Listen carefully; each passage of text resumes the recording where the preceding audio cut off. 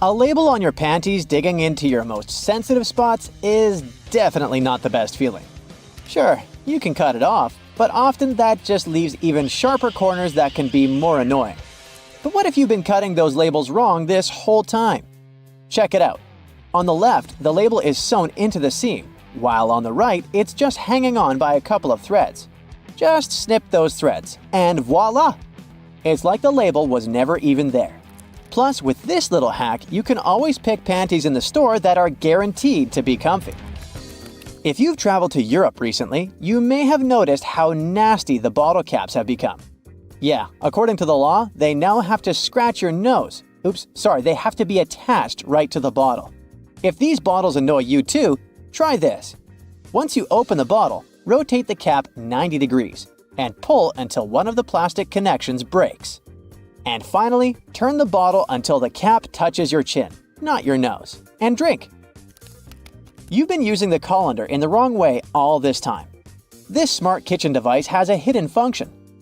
The traditional way of draining noodles involves dumping boiled noodles into a colander, right? But if your colander is about the same size as your pot, try this instead. Place the colander on top of the pot with the noodles, like a lid, and drain the water out. This method is faster and less messy, and it keeps your noodles in the pot where they belong. Toilet plungers and sink plungers are quite different, and the toilet version has a handy rubber flap called a flange that pops out from the cup. This flange fits snugly over toilet drains, giving you strong suction to tackle stubborn clogs. While a sink plunger won't help with toilet troubles, the toilet plunger can work on your sink or tub.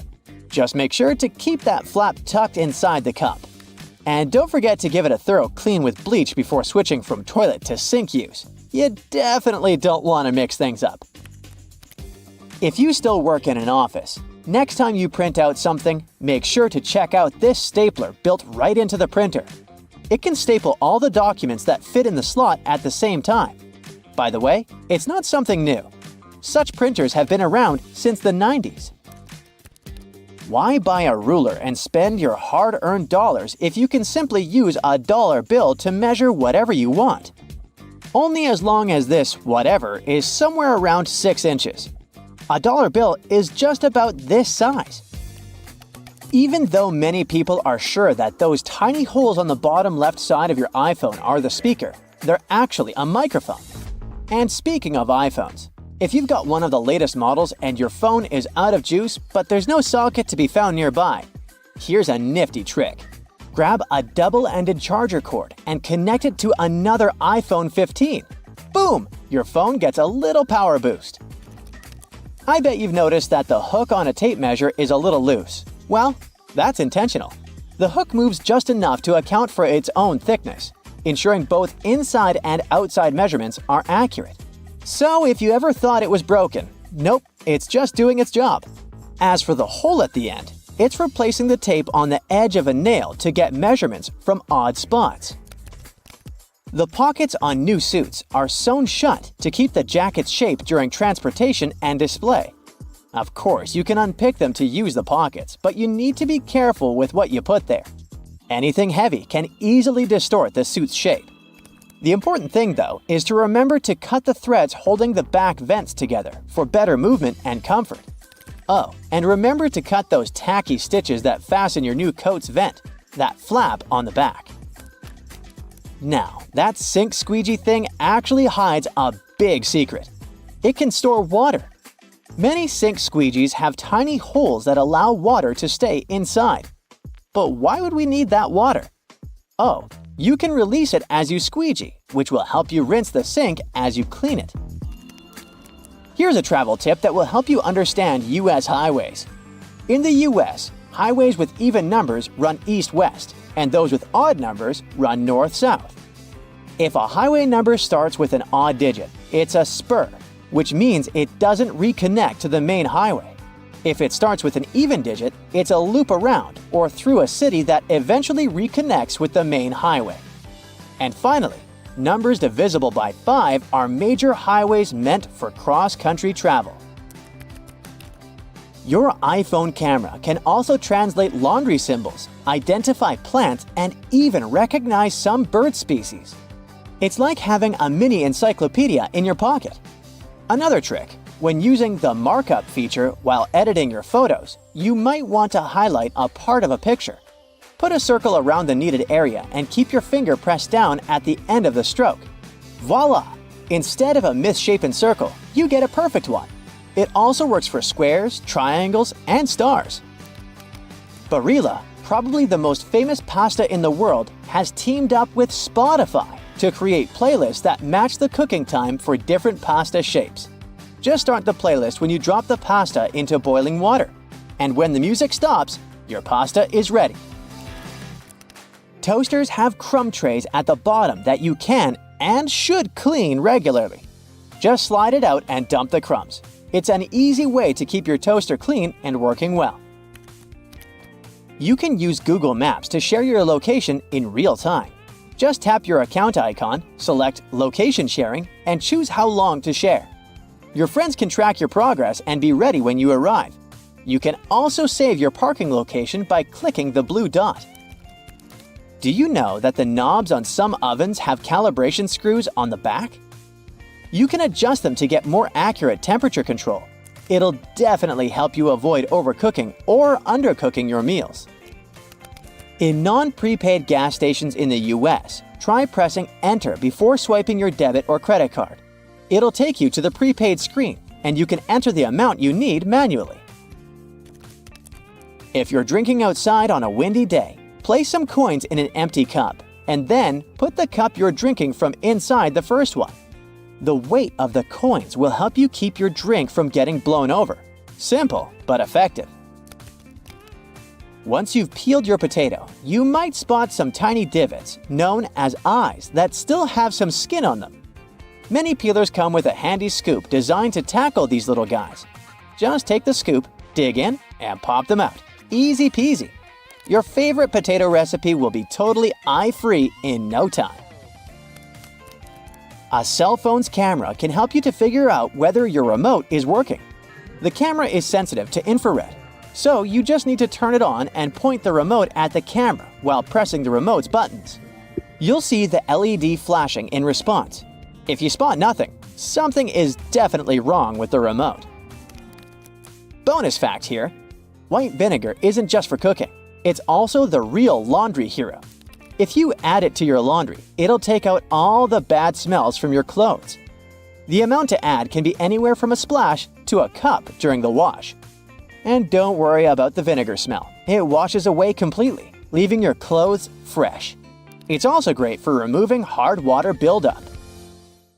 Go check your box of aluminum foil. Does it have push-in tabs on the sides? They're there to keep the roll in place as you pull some foil out. Now flip a stapler upside down. See the metal plate on the bottom?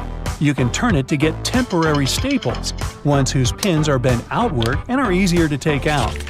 Speaking of flipping stuff, do it with a salt jar. Nah, you should have closed the lid first. Now you've got salt all over the place. Okay, now you've done it. Look at the bottom of the jar. See the ribs on it? If you take another jar, say with pepper in it, and rub the bottoms of the two jars against each other, the salt will pour out evenly without you having to shake it vigorously. Same works with pepper too. It wasn't their original purpose, but you can use soda can tabs to hang hangers on other hangers.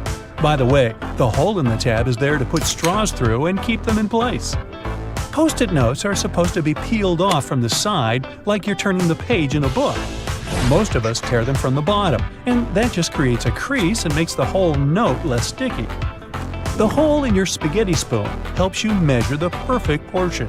It's just enough for one person. Multiply that by however many people you're serving. Or maybe you just like to pig out on pasta. Hey, I'm not judgmental. Does the audio jack in your headphones have 1, 2, or 3 stripes?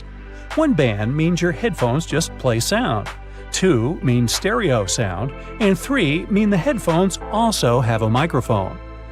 To prevent water from boiling over, just lay a wooden spoon across the rim of the pot. It only works for a little while though. If the spoon's surface gets heated up to boiling point, the bubbles will just foam up and around it. That's why metal spoons won't do. They heat up too quickly. Silica gel packets can absorb up to 50% of the humidity in a confined space, so use them around the house. Tape one to the lid of a container of dry goods, be it dog treats, breadcrumbs, cookies, you name it. Throw one in each of your dresser drawers. Just make sure they don't get accidentally eaten. Most people use bobby pins upside down. The zigzag part goes closer to your scalp. The texture keeps the hair and pin in place much better. Bubble wrap was originally created as wallpaper that would be easy to clean, but the decor idea didn't take off, so they found a new use for it. Now they help cushion items during shipping, and they pop so nicely, of course. Hey, just ask my dog! All crackers and some cookies have holes to make sure the final product has the right texture. These teeny tiny holes allow steam to escape, so your crackers and cookies wouldn't snap. If it weren't for these holes, also known as dockers, steam would build up inside the tree, and the final result might have been scrumptious, but it would have been rather oddly shaped. The scalloped edges on Ritz crackers are there so you can roll the cracker over your cheese so that you get the perfect size piece to sit on top. It works for softish cheese only. Don't try to cut some Parmesan like this. Cheesily speaking, you probably grate your cheese with a cutting board or a plate underneath the box grater.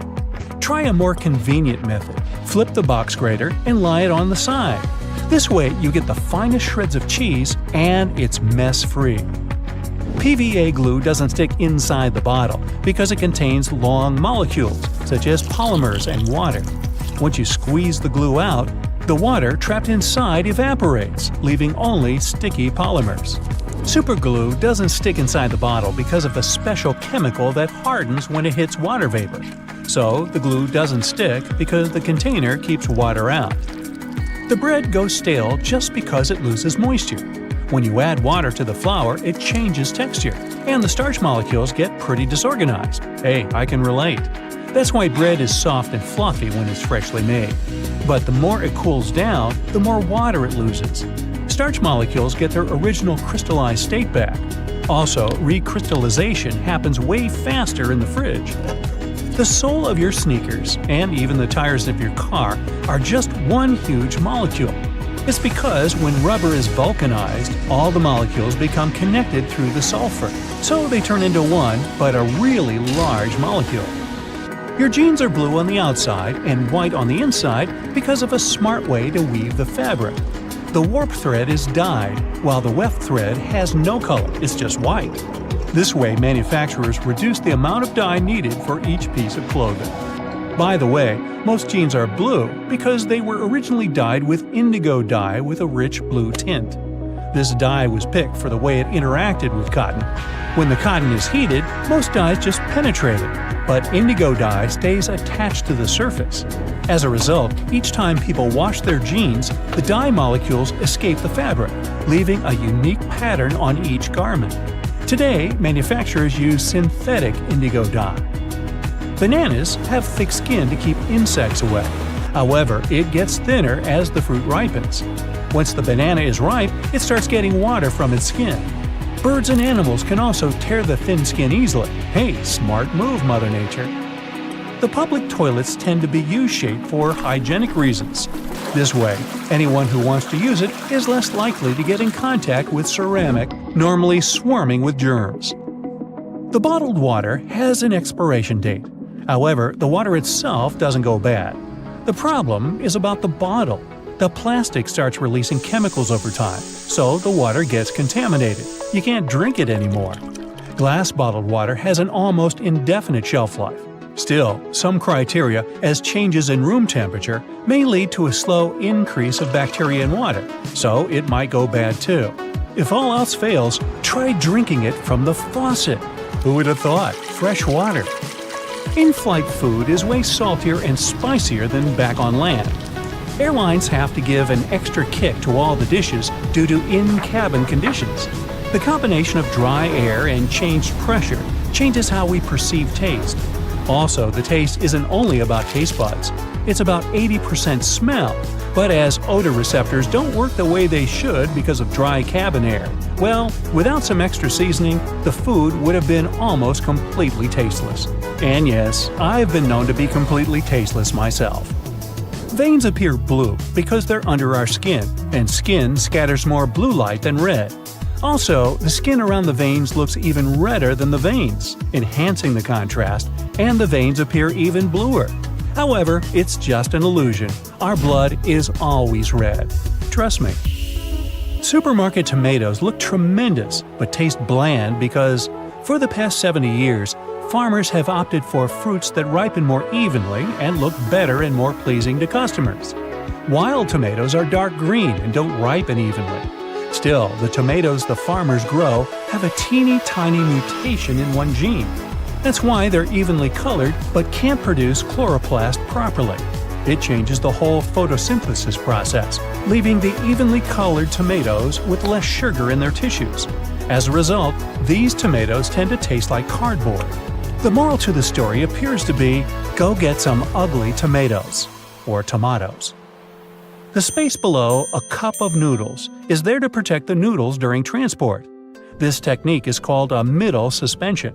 This way, they're protected better in their styrofoam cup, and it also helps those noodles soften more evenly and quickly. Now, chewing gum wasn't invented for keeping your breath fresh. It was supposed to be a replacement for rubber. But the rubber experiment failed, giving opportunity to a modern version of chewing gum. Sandwiches have all their filling in between two slices of bread to keep the hands clean. Well, at least it was so when the first sandwich was invented. Some centuries ago, I wasn't around then, the 4th Earl of Sandwich, John Montagu, asked his chef to cook him something yummy he could eat without interrupting his long binge. The chef, I think he was named Pastrami or something, wrapped meat and all the other ingredients in the bread to make the dish grease-proof. And finally, all the ingredients in margherita pizza stand for one of the colors in the Italian flag. Basil represents the green stripe, mozzarella represents the white one, and tomatoes, or tomatoes, represent the red stripe.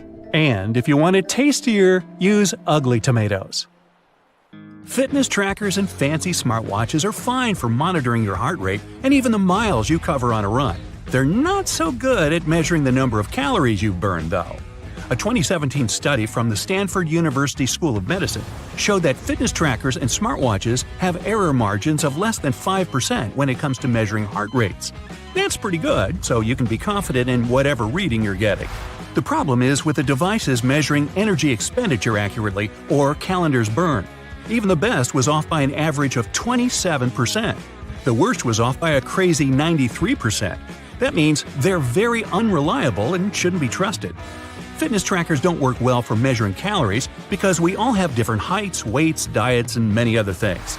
That means we all burn calories at completely different rates. The trackers are often programmed with a preset average height and weight.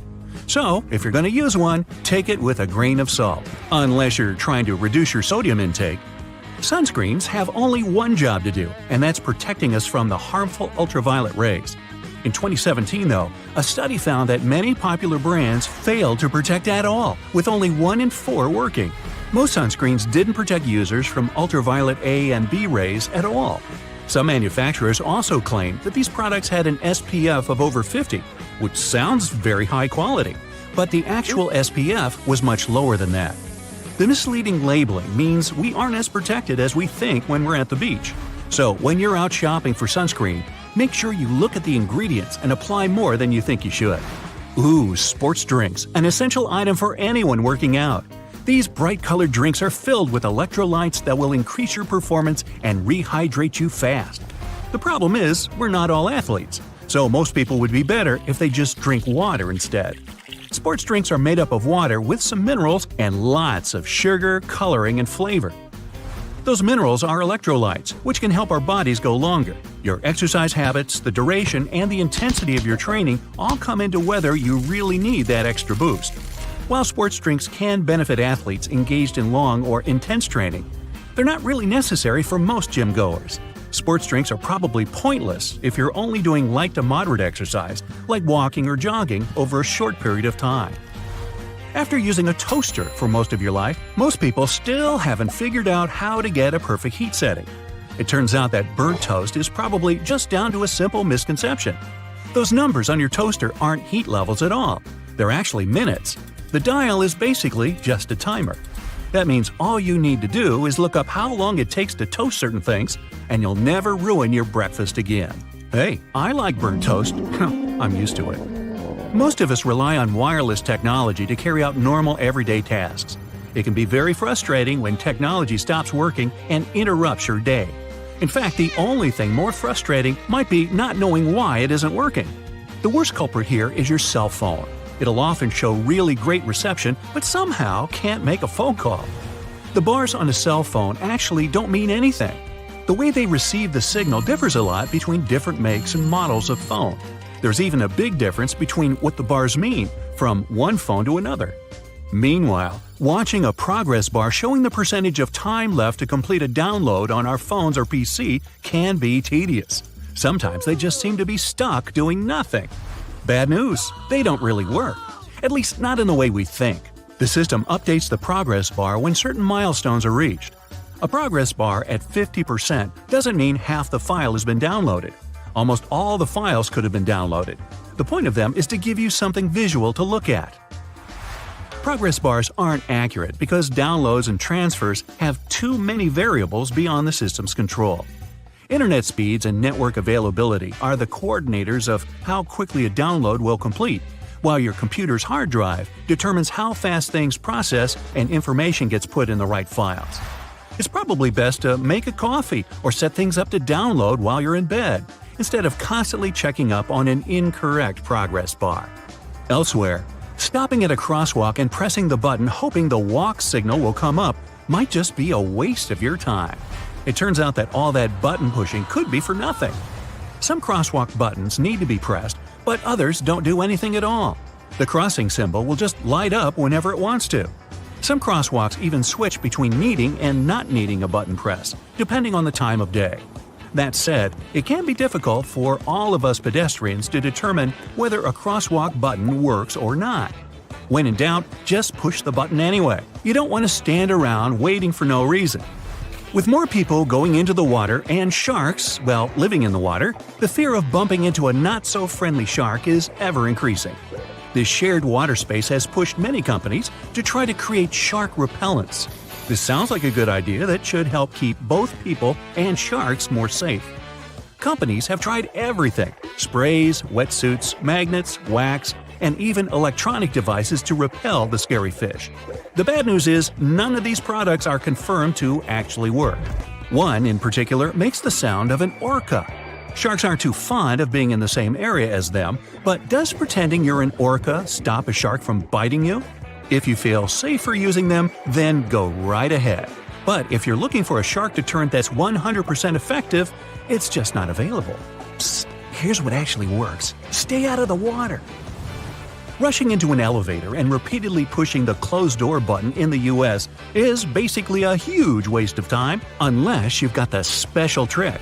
In 1990, the US passed a Disabilities Act for elevators, which meant that elevators had to ensure that someone with a disability had time to get inside one.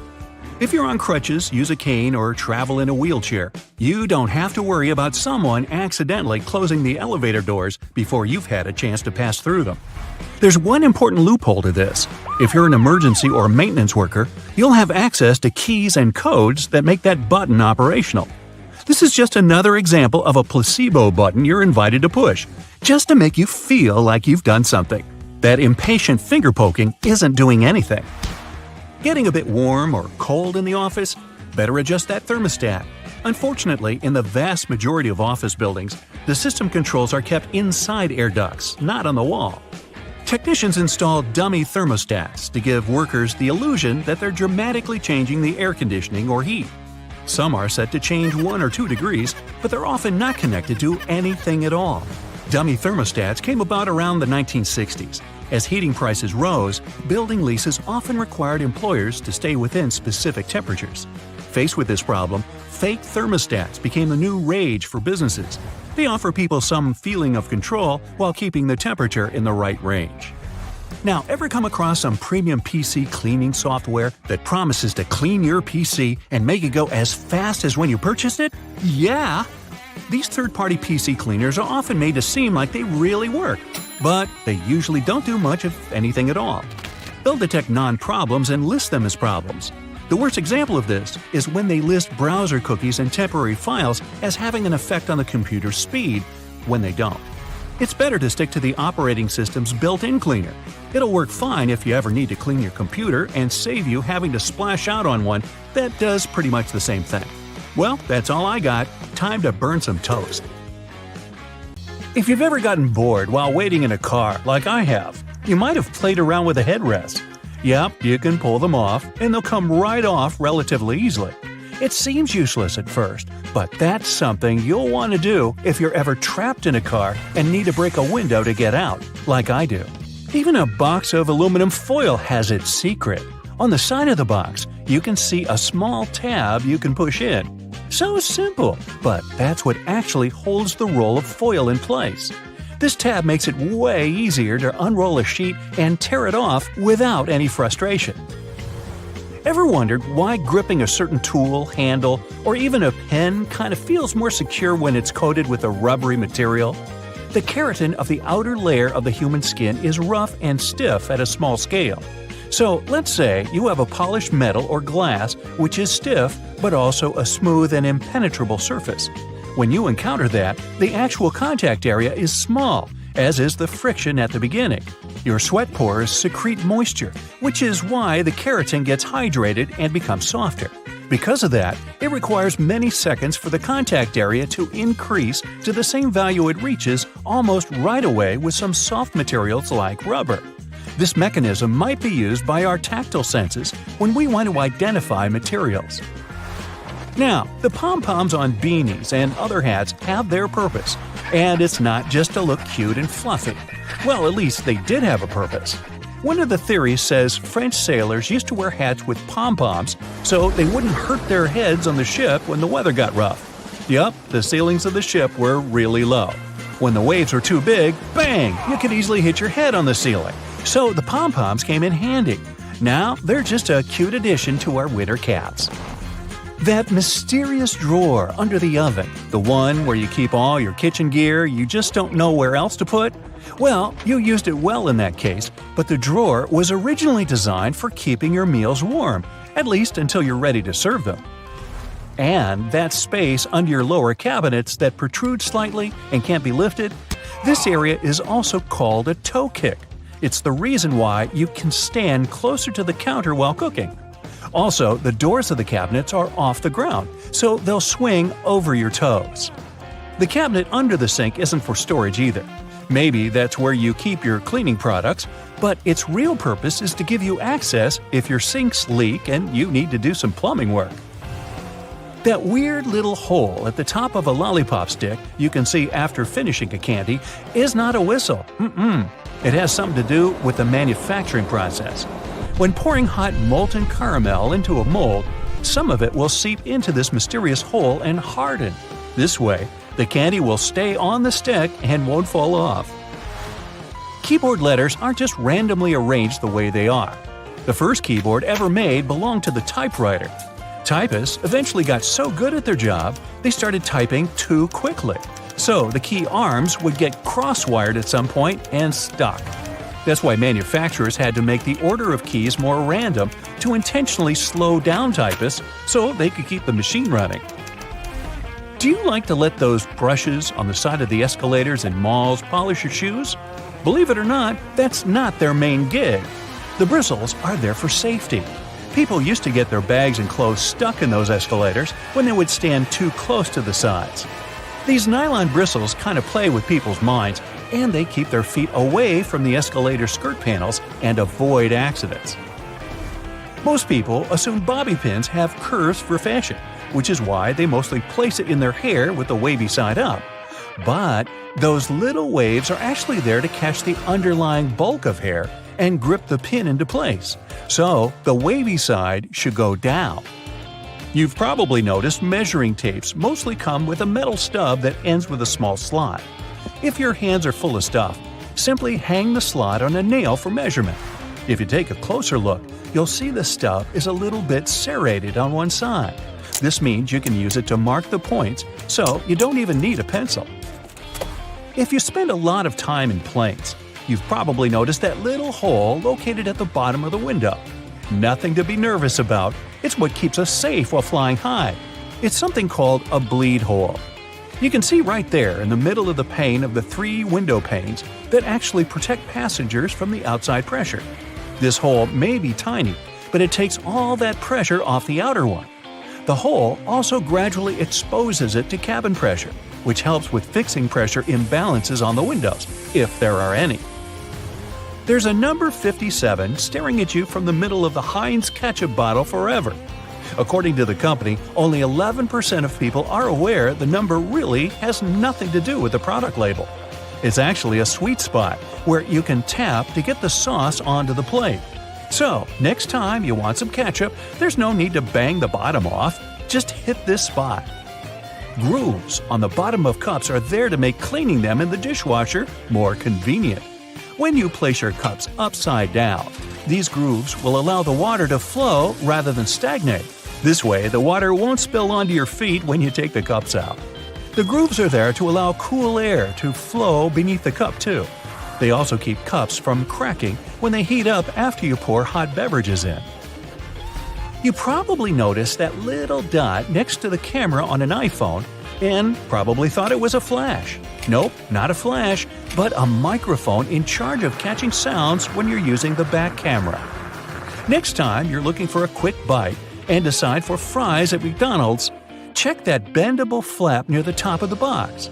Some like to bend it towards the fries. That way, you can cover your fries up and keep them warm. But if you're not that patient, you can flip the flap backward and basically turn it into a makeshift plate for your fries. Just bend it down firmly enough. You don't want it to spring back up and spread the sauce all over you. Take it from me, it's messy. In the 1970s, people didn't want toothpaste just to keep their mouths healthy, but also to freshen their breath. Aquafresh decided to answer that call, so they added a blue stripe to their product. Since consumers started paying more attention to their teeth and gums, the company added a third red stripe to their paste. The paste now has 3 functions: freshening, cleaning, and plaque control. And yes, solid white toothpaste can offer the same benefits, but brands continue to add stripes to their paste anyway. Speaking of toothpaste, do you know those colors on the bottom of tubes? The colors don't mean anything in particular. They're there to help in the manufacturing by telling light sensors where the end of the tube is. Thanks to it, the machine can cut and seal the tube properly. Hand sanitizers are commonplace nowadays, and you can apply them in many other ways besides just cleaning your hands. It also works great when you want to remove stains from your clothes. Sanitizer breaks up oily, greasy spillages and does a great job as a degreaser. You can even use it as a deodorant if you get caught out on a hot day. After a bad day at work, you decide to hide yourself from the rest of the world. You turn off your phone and your laptop and lock yourself inside the bathroom. You jump out of your meditation when you hear a beeping sound. It's your toothbrush saying, "Data transfer completed." Your robot vacuum knocks at the door. Looks like it must be after you. Robot vacuums make a map of your home to get around and plan cleaning better. They can share this map with other gadgets via Wi-Fi and store them in the cloud. When advertisers get access to those maps, they can get an idea of your home size, your income level, and lifestyle to send the right ads your way. Vacuums don't have microphones, but their navigation systems can be repurposed to listen to your conversations. They map the room with a laser beam directed at objects. Sound waves affect that light. If you collect that data, you can convert it back into sound waves and identify what someone said. Headphones and microphones are based on the same idea. Headphones turn electrical signals into sound, and microphones turn sound into electrical signals. If you plug your headphones into the microphone jack, they'll work as a microphone. Bad guys learn to do it remotely without your consent. There's malware that retasks your computer output channel into input channel. It can record sounds from across the room even when the headphones are in their jack and the microphone is turned off and disconnected from the computer. Then it compresses the audio and sends it over the internet. There are computer mice that look like regular ones but have microphones and a built-in SIM card in them. The mics are so powerful they can even record whisper and broadcast that audio in real time. To activate it, you have to call the SIM card number and it goes on silently. To deactivate it, you can send an SMS to the same number. Some employers confirmed eavesdropping on their staff using that technology. A smart toothbrush remembers every move you made with it and shares it with you when you're done brushing. It also connects to your iPhone or Android using an app and sends data on your brushing habits to your dentist. They can watch over your brushing process and give you tips on how to take better care of your teeth. Smartwatches, fitness trackers, and other smart wearables monitor your health and can determine if you're walking, running, or driving with their built-in sensors. If third parties get control over that data, they can also monitor your hand movements as you unlock your phone, enter your PIN code at the ATM, or your password at the computer. The gadgets are smart enough to accurately guess all that secret data most of the time. They can also find out the email address you used when you registered with the app to identify who you are. Pacemakers and other health devices send patient data over the internet. In theory, criminals could obtain it during transfer and change it to look like the patient needs hospital treatment. That would make them leave their home, and bad guys could take advantage of the situation. Smart toys that have cameras and microphones in them can record videos and sounds and send them to the toy maker. To keep prices on smart toys lower, they don't add expensive security mechanisms to protect that data. If cybercriminals get a hold of it, they can steal pictures, videos, or audio, and even identify GPS coordinates of the house. LED lights equipped with sensors and connected to video cameras can watch over and listen to conversations over a large distance. This technology was used at one large airport for security and comfort reasons. Cybercriminals went further and learned to use ordinary light bulbs for eavesdropping on conversations. To do it, they need a clean line of sight between a powerful telescope and the bulb of the right thickness. It won't work if you have drapes on your window. When you're talking or listening to music, there are changes in air pressure on the surface of the bulb and it's shaking a bit. A special converter can turn data on the sounds from electrical to digital. Internet-connected thermostats can be operated remotely, and that made them desirable for cybercriminals. They once got access to millions of debit and credit cards data through a large retailer's heating and cooling system. Other bad guys found a way to remotely lock smart thermostats controls and demanded ransom to unlock them. Smart fridges can tell you when it's time to buy milk as they track your food preferences and have great connectivity. Smart dishwashers, coffee machines, washers, and dryers are also collecting and transmitting your data, even at moments you don't think they're doing it. Criminals can make use of that data to find out a lot about your schedule and guess when you aren't at home. Your voice assistant makes your life easier, but it must listen to you 24/7 to make that possible. They never record anything you say before you activate them with your voice. Everything that follows is stored in the cloud and can be of use for different companies. They can learn what music you like to listen to, what news stories interest you the most, and where you make your reservations. Some companies hire human reviewers to listen to commands to see if voice recognition works well and improve its accuracy. Xbox admitted they also hired people to listen to users' audio to improve voice command features. The problem is that it made some recordings by mistake and strangers were listening to personal chats. Home security cameras can take videos, pictures, and audio recording and upload them to the cloud without you even knowing. Manufacturers say it's done to improve object recognition. You can get access to that camera footage remotely using an app. There are programs that can guess a CCTV password and forward the video stream to a third-party computer. They can also get control over the camera and disable any signs of monitoring, like red light, so it seems inactive.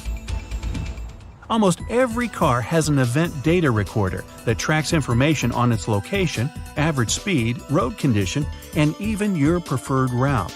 Your computer on wheels constantly streams that data to its manufacturer. They use it to try to prevent accidents and make other improvements. It's not clear who owns all that car-related information, so in theory, it could end up at a third party. Smart TVs run an operating system just like computers and also have a file system, cameras for video face recognition, and a microphone. They are always connected to the internet, and if cyber criminals get access to a TV, that can change certain settings and record audio even when the TV is off. They could also watch you through the camera and use the smart gadget to move to other devices on the same network, like your laptop. Well, I'm totally creeped out, so what can we do about it? You can disable automatic content recognition to stop your TV from giving you viewing recommendations and limit voice activation function for a safer experience. You'll find that option in General or Advanced Settings under Viewing Information or Viewing Data. You can also disconnect it from the cloud altogether. Always change default passwords and usernames on new devices to secure your network. Make up a new password for every gadget every now and then. You can also split your modem and use one Wi-Fi signal for laptops, iPads, and the like, and the other for security cameras. Don't forget to turn off the Wi-Fi router when you leave the house to minimize the risk of a digital intrusion. Whenever possible, enable two-step authentication that demands physical access to the device to log in. Always install software updates as soon as the gadget manufacturer offers you to do it. Updates have patches for detected vulnerability issues. Cover your laptop camera with a dark-colored tape when you aren't using it. Delete your conversations with a voice assistant. You can do it at the manufacturer's website or app. Another option is to activate the Delete by Voice function in Settings. Then you'll be able to tell the assistant to delete what you just said or your last conversations. You can also mute the device when you aren't using it and choose not to send data to manufacturer to help them improve services. If you have a thermostat that connects to your voice assistant, tap the microphone icon on its screen and set voice control to off. You won't be able to activate it remotely, and it won't be able to listen to wake words and send your audio anywhere. Okay, have a nice day. You just spent the entire morning running errands up and down the street, and you finally stop to treat yourself to a cup of coffee. You enter the nearest coffee shop, place your order, and notice that actually you really need to use the bathroom. It's a regular-looking public one with multiple stalls. As you pick yours, the one in the middle, you get inside and your mind starts to wander. Why on earth do bathroom doors have a half-inch gap between the door and the lock? And why on earth do they have a huge gap between the door and the floor? Can we have a drum roll for this moment, please? Well, my friend, there is not only one specific reason why public bathroom doors have so many gaps in them, but rather several. Public toilets are designed to make people spend as little time there as possible.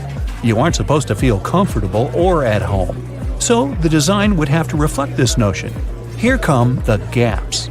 In some bathrooms, gaps are so big that users may even feel self-conscious about doing their business out of preoccupation that the rest of the people standing in line will see them. Then there's the matter of pricing.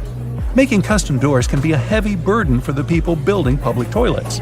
This would mean understanding exact measurements so that doors would always fit the mold of the stalls it's supposed to be installed into. Now, not all the gaps in public bathrooms are necessarily the same size. They may vary, even if this variation is small and often unnoticeable. So, these gaps actually help to reduce the margins of errors and to turn production more cost-effective for the people financing them. In case a door comes wider or more narrow than it should, the gap regulates the differences and allows for their installation anyway. There is also the case of air circulation. The last thing you want to do in a public bathroom is to trap odors. So you need a little space under and between the doors to allow the air to flow. Finally, the gaps are a big safety measure.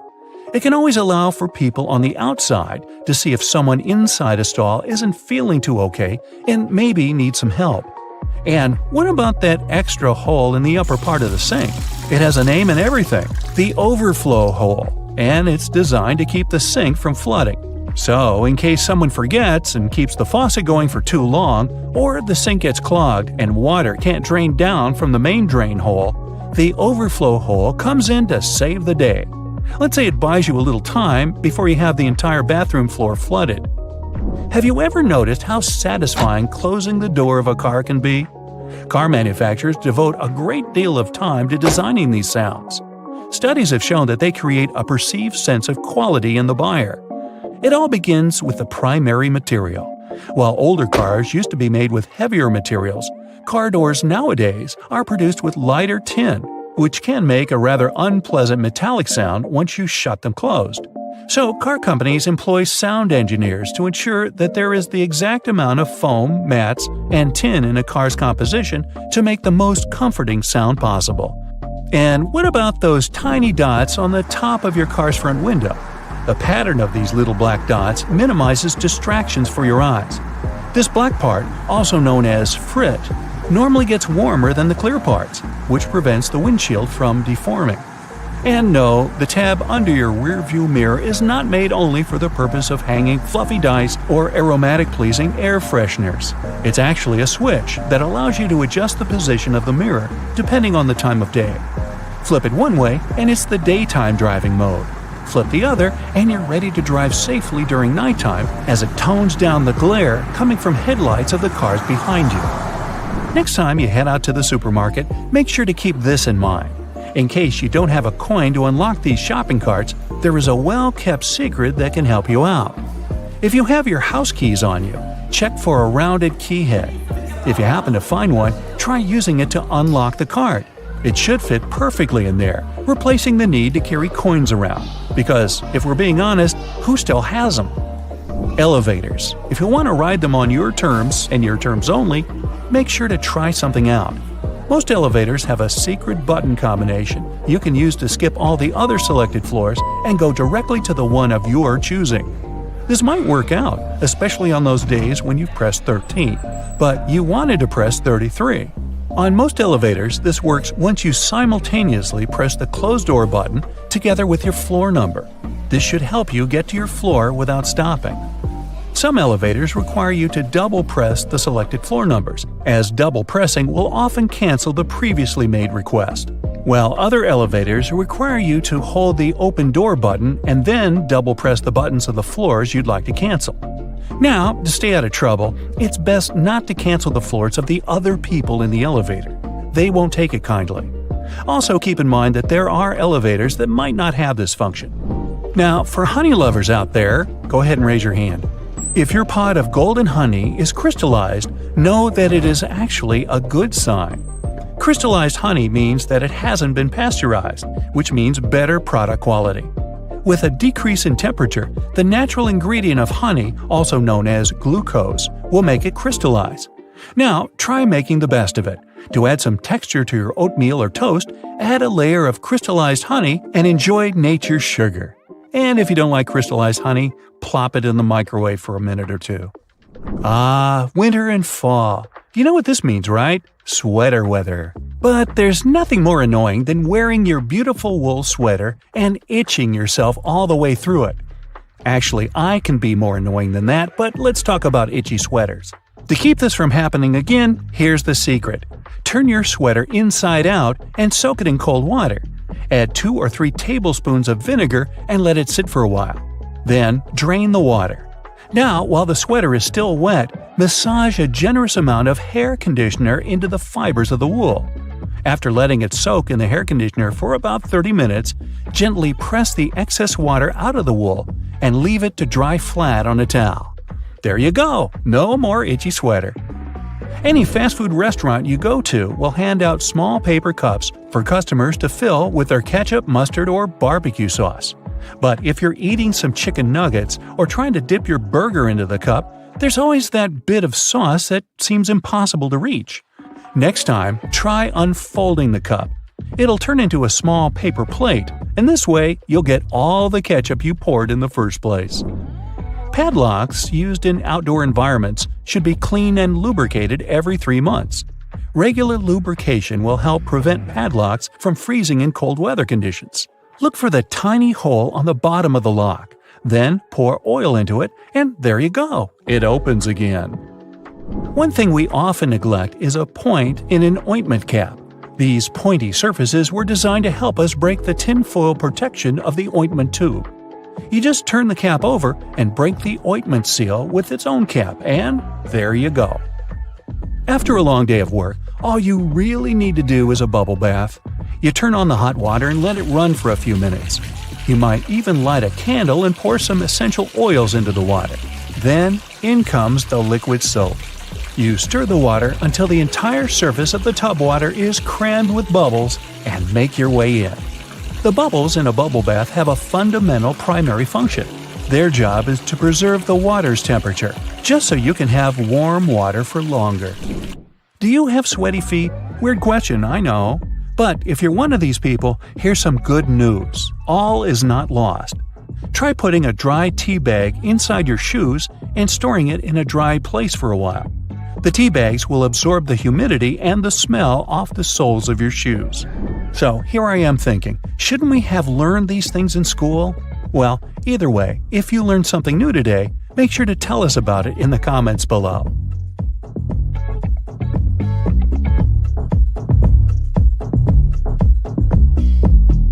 Over 40 billion Oreos are made every single year. It's the world's most popular manufactured cookie.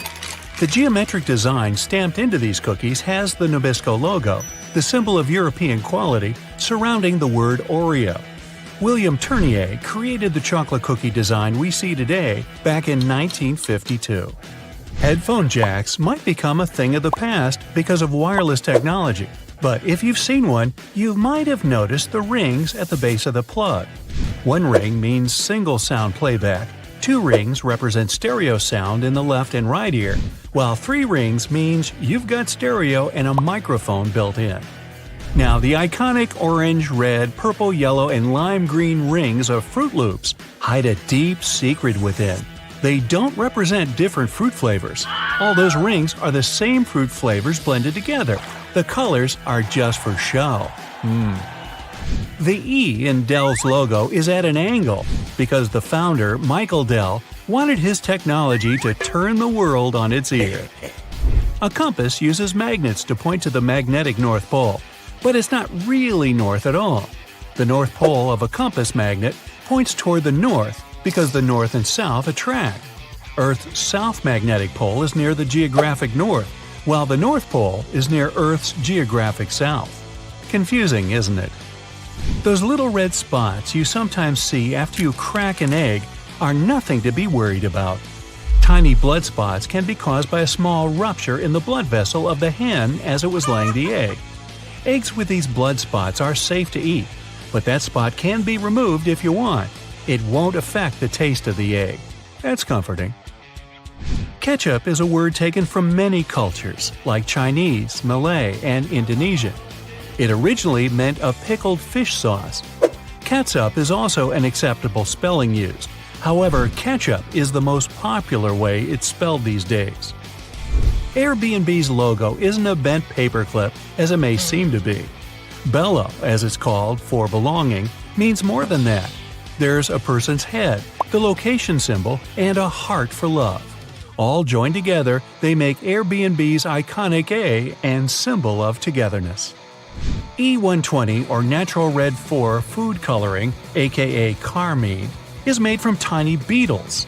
It's been used to color anything from cakes to candy to even drinks. That shine on candy also comes from bugs. This time it's the Indian female lac bug. The beetle leaves behind a substance that is scraped from the trees to be formed into dry shellac that gives that glossy look. The Mozilla Firefox logo isn't a fox at all surrounding the planet. It's a red panda instead. The name Firefox is the English translation of its Chinese name. Those maintenance covers in the street are around for safety reasons.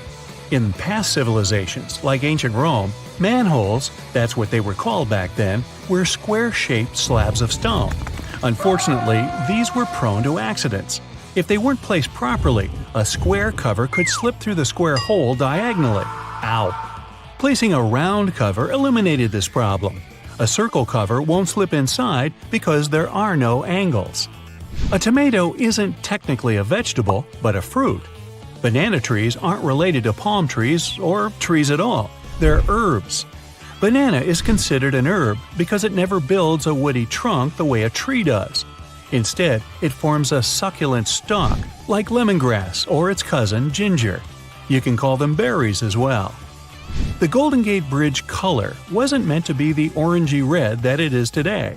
The bridge's original color was suggested to be many other colors, such as black with yellow stripes or even candy cane to make it visible for passing ships and aircraft. especially in the frequent San Francisco fog. But when the steel arrived covered in an orange primer to protect it from rust, the architect preferred the international orange color, and it stuck. Those legs on the back of keyboards aren't an ergonomic design to help your wrists sit better. Using the legs out for too long can tire and hurt your wrists, plus slowing your typing down. The hinge legs are just there to help you see the letters and numbers better if you don't know how to touch type. The color of a chili pepper reveals nothing about its taste or heat. The smaller a chili is, the hotter it'll usually be. The heat doesn't come from the seeds, as believed, but the white membranes that hold them. Hidden within the Toblerone logo of the mountain is the image of a bear standing on its hind legs, about to eat that yodeler over there. No, not really. This is because bears are a big part of Bern, one of the biggest cities in Switzerland, where the founder created the triangle chocolate treat. Toblerone is also a play on the founder's family name, Tobler, and the Italian word Torrone for honey and almond nougat. The space below a cup of noodles is there to protect the noodles during transport. This technique is called a middle suspension. Not only are they protected better in their styrofoam cup, but it also helps those noodles soften more evenly and quickly. Now, even though you might have thought that the hole in the barrel of a ballpoint pen had no purpose, it does. It's called a venting system, which helps the ink flow more smoothly. This way, an even amount of air pressure is created inside and outside the pen, allowing the ink to flow into the point easily. One of the most recognized logos in the cycling world has a hidden item in its famous logo. Inside the Tour de France name, a cyclist hides in the O, U, and R.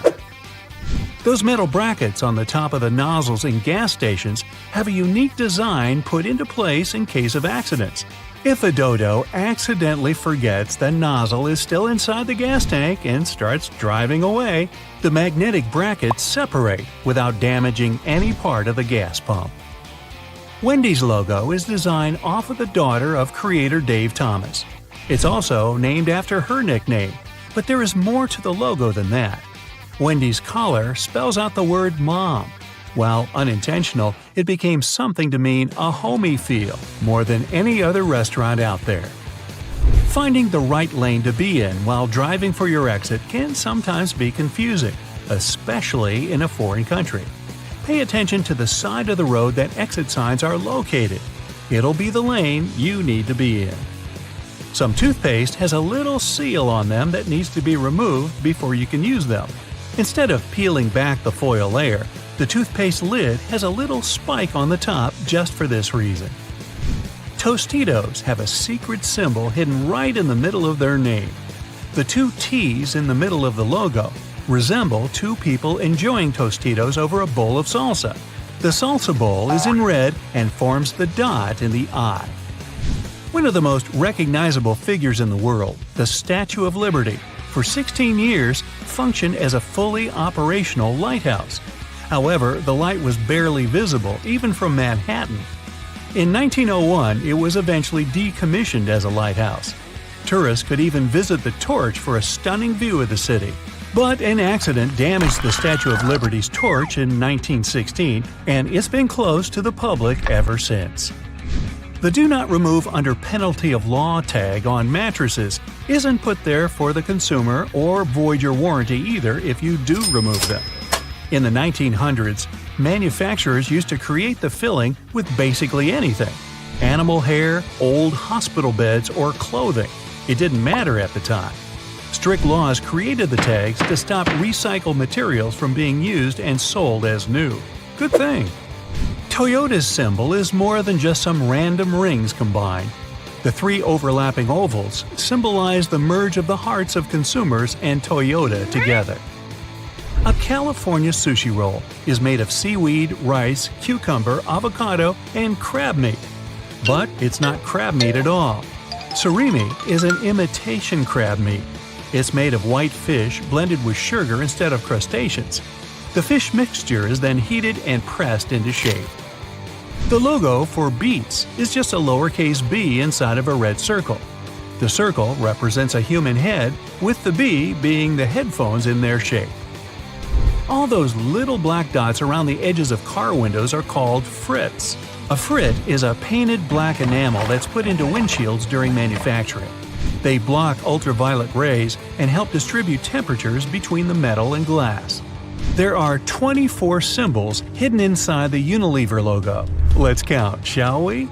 The sun, dove, plant, spark, chili pepper, spoon, bowl, flower, ice cream, hand, hair, lips, swirl, fish, clothes, bee, particles, packaging, transformation, waves, DNA, palm trees, heart, and virtuous cycle, whatever that is.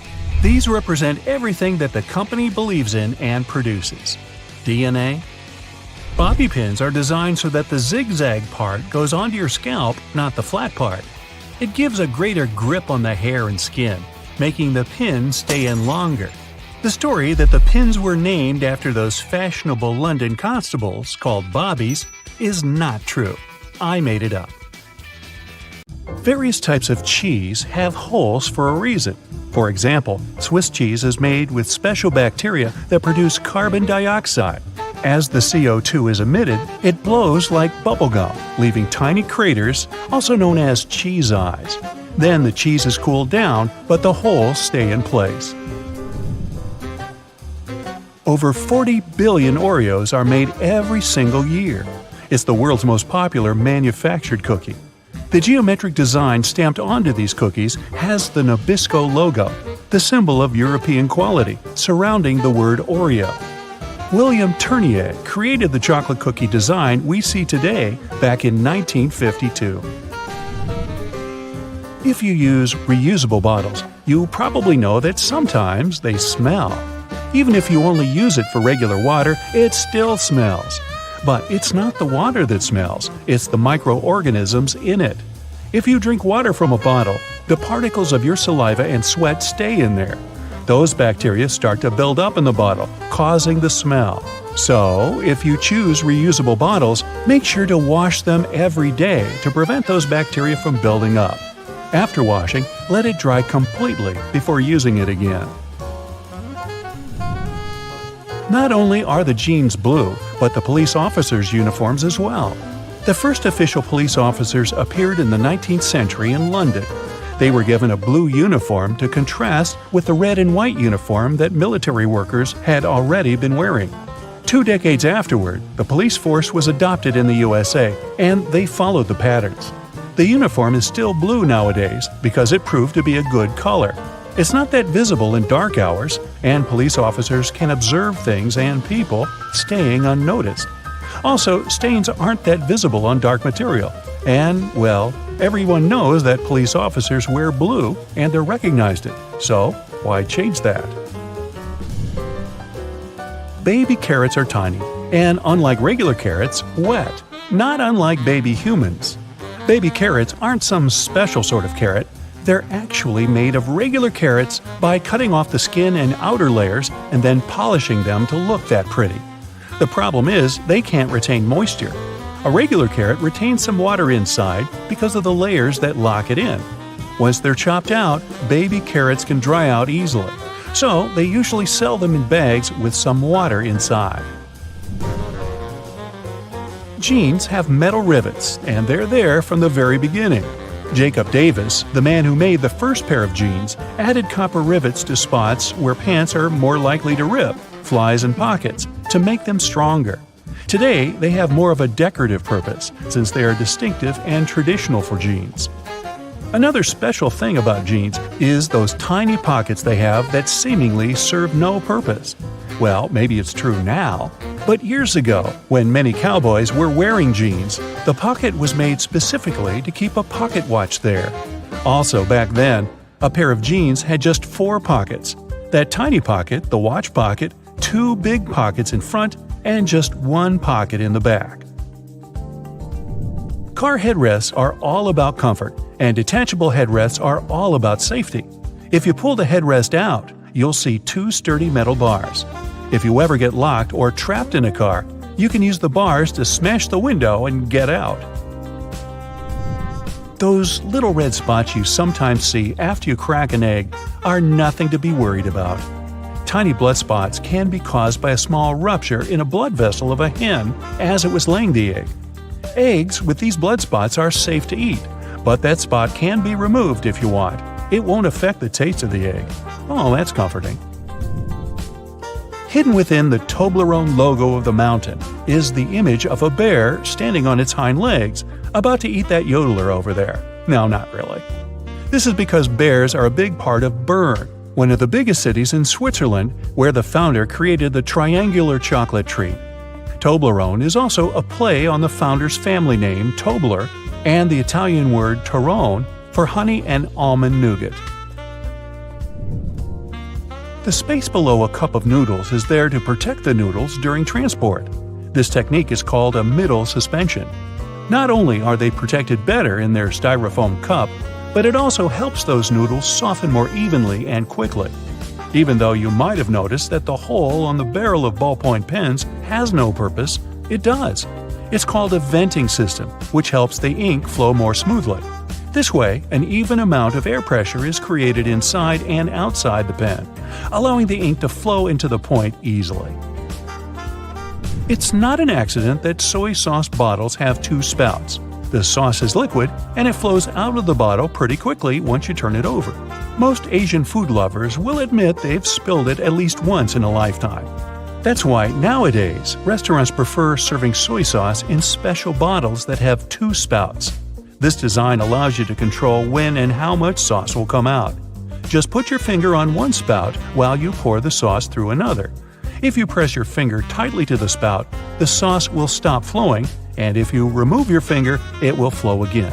And please do not remove your finger in a restaurant. It will freak everybody out. You've probably noticed that train and bus seats are covered in fabrics with weird patterns. Any idea why? They use these patterns to cover any germs and stains on the seat. Oh boy. The brighter the color and the more patterned it is, the harder it will be for a passenger to notice any stains and get grossed out. Also, the patterns are usually so ugly that no one even wants to look at them for long enough to spot any stains. So yeah, the pattern is there to make you look away, and if you look, to make it less noticeable. No bus will ever have plain white seats, that's a guarantee. The middle tab on soda cans can be flipped around.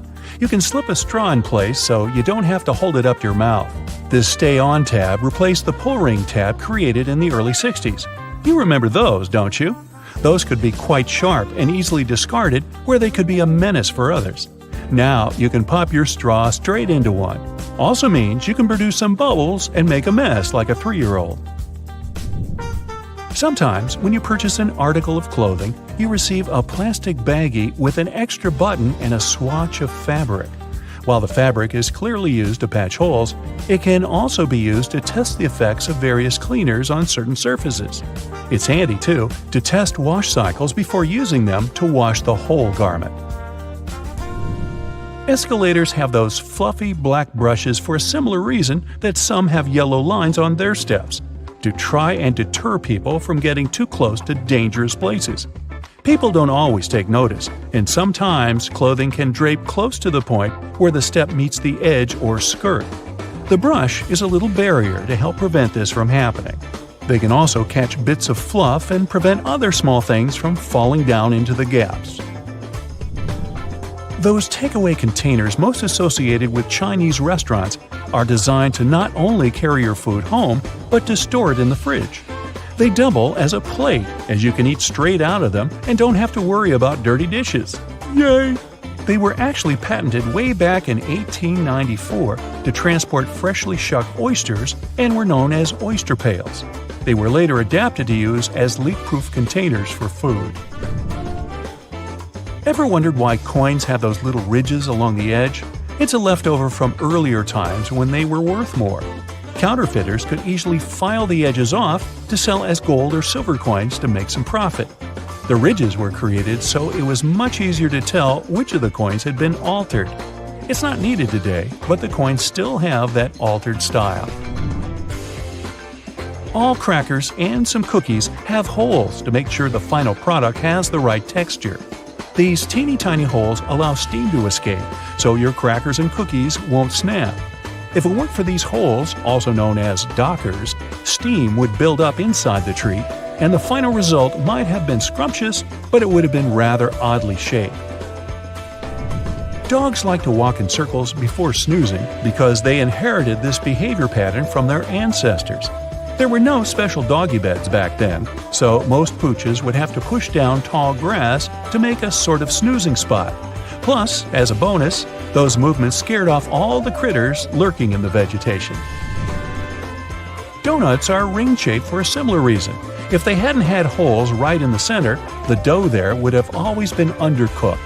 By the way, they're often associated with the police because back in the 1950s, donut shops were among the only places open late. They were a perfect place for police officers to grab something to eat and even deal with some paperwork during the night shift. Your jeans are blue on the outside and white on the inside because of a smart way to weave the fabric. The warp thread is dyed, while the weft thread has no color. It's just white. This way, manufacturers reduce the amount of dye needed for each piece of clothing. And they're still dyeing to make the jeans.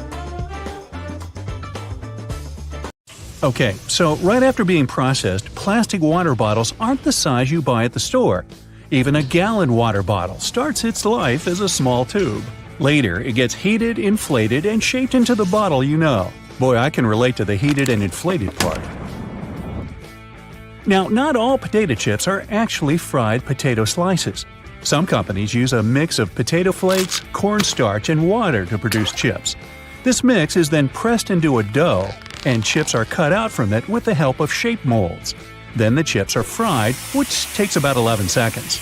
After that, all excess oil gets drained and the chips are seasoned and packed. There's a legend that only 2 people in the world know the original recipe that gives Coca-Cola its signature taste. These people aren't allowed to travel together so that the recipe never gets lost. Even though it's just a popular legend, not many people are aware of all the ingredients of the world-famous drink. One of them used to be the cola nut. Hey, I used to be a cola nut. You can find these nuts inside the fruit of the cola tree. Each fruit is about the size of a chestnut and has between 2 and 5 cola nuts inside. The cola fruit and nuts are packed with caffeine. Nowadays, Coca-Cola is said to no longer contain the cola nut extract. It's rumored to have been replaced with artificial flavoring. But since the drink's recipe is such a closely guarded secret, no one knows for sure. Hey, maybe we can ask Pepsi. These days, it's quite simple to make a mirror. Producers take a regular sheet of glass as a base. Then they apply a reflective coating. This usually means spraying a thin layer of either silver or aluminum onto the back of the sheet of glass. This process is called silvering. Some kinds of car wax contain carnauba wax, also called Brazil wax. That's a vegetable wax people get from the fronds of the carnauba tree growing in Brazil. To get the wax, the leaves of this tree first get dried and then beaten. Ooh, ooh, ow, ow! This is how you can remove the powdery wax. Now, pencils. First, their leads are made by mixing clay and graphite powder. This mixture is then baked. After that, pencil bodies are made. If they're wooden, the material should be chosen carefully. It should be soft enough to sharpen, but tough enough not to break. When the pre-cut sections are delivered to the factory, they have grooves cut in them. These grooves will later accommodate the leads. Then special glue is added. This way the leads will stay in place. Next, every second section is sent to a special conveyor, and the leads are placed in the grooves. Then another section is glued to the one filled with leads. We get a large multi-pencil sandwich. Sandwich, I'm getting hungry. The 2 parts of this sandwich get compressed and cut lengthwise. Then they're shaped and form separate pencils. Lava lamps were invented in the middle of the 20th century. The magic happening inside is due to the right amount and type of ingredients. 2 of them are oil and paraffin wax.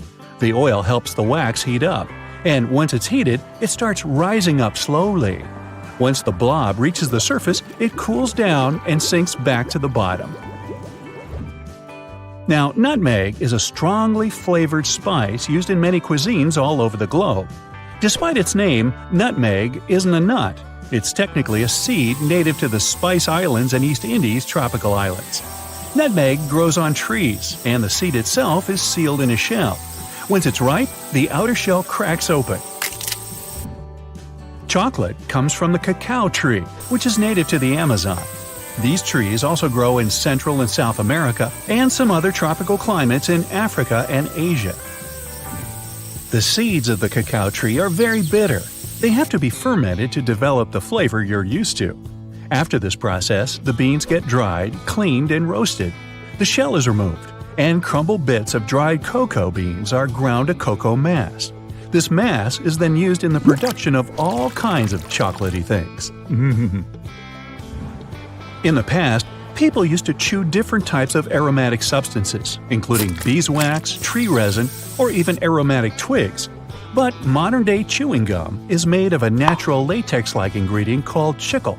It gets extracted from trees. Modern marbles are made from glass. The first step is to melt recycled glass and previously rejected marbles that turned out to be too small or too big.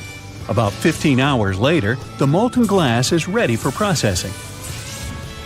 A special cutter bar moves through the stream of liquid glass every half a second. It separates small pieces of glass.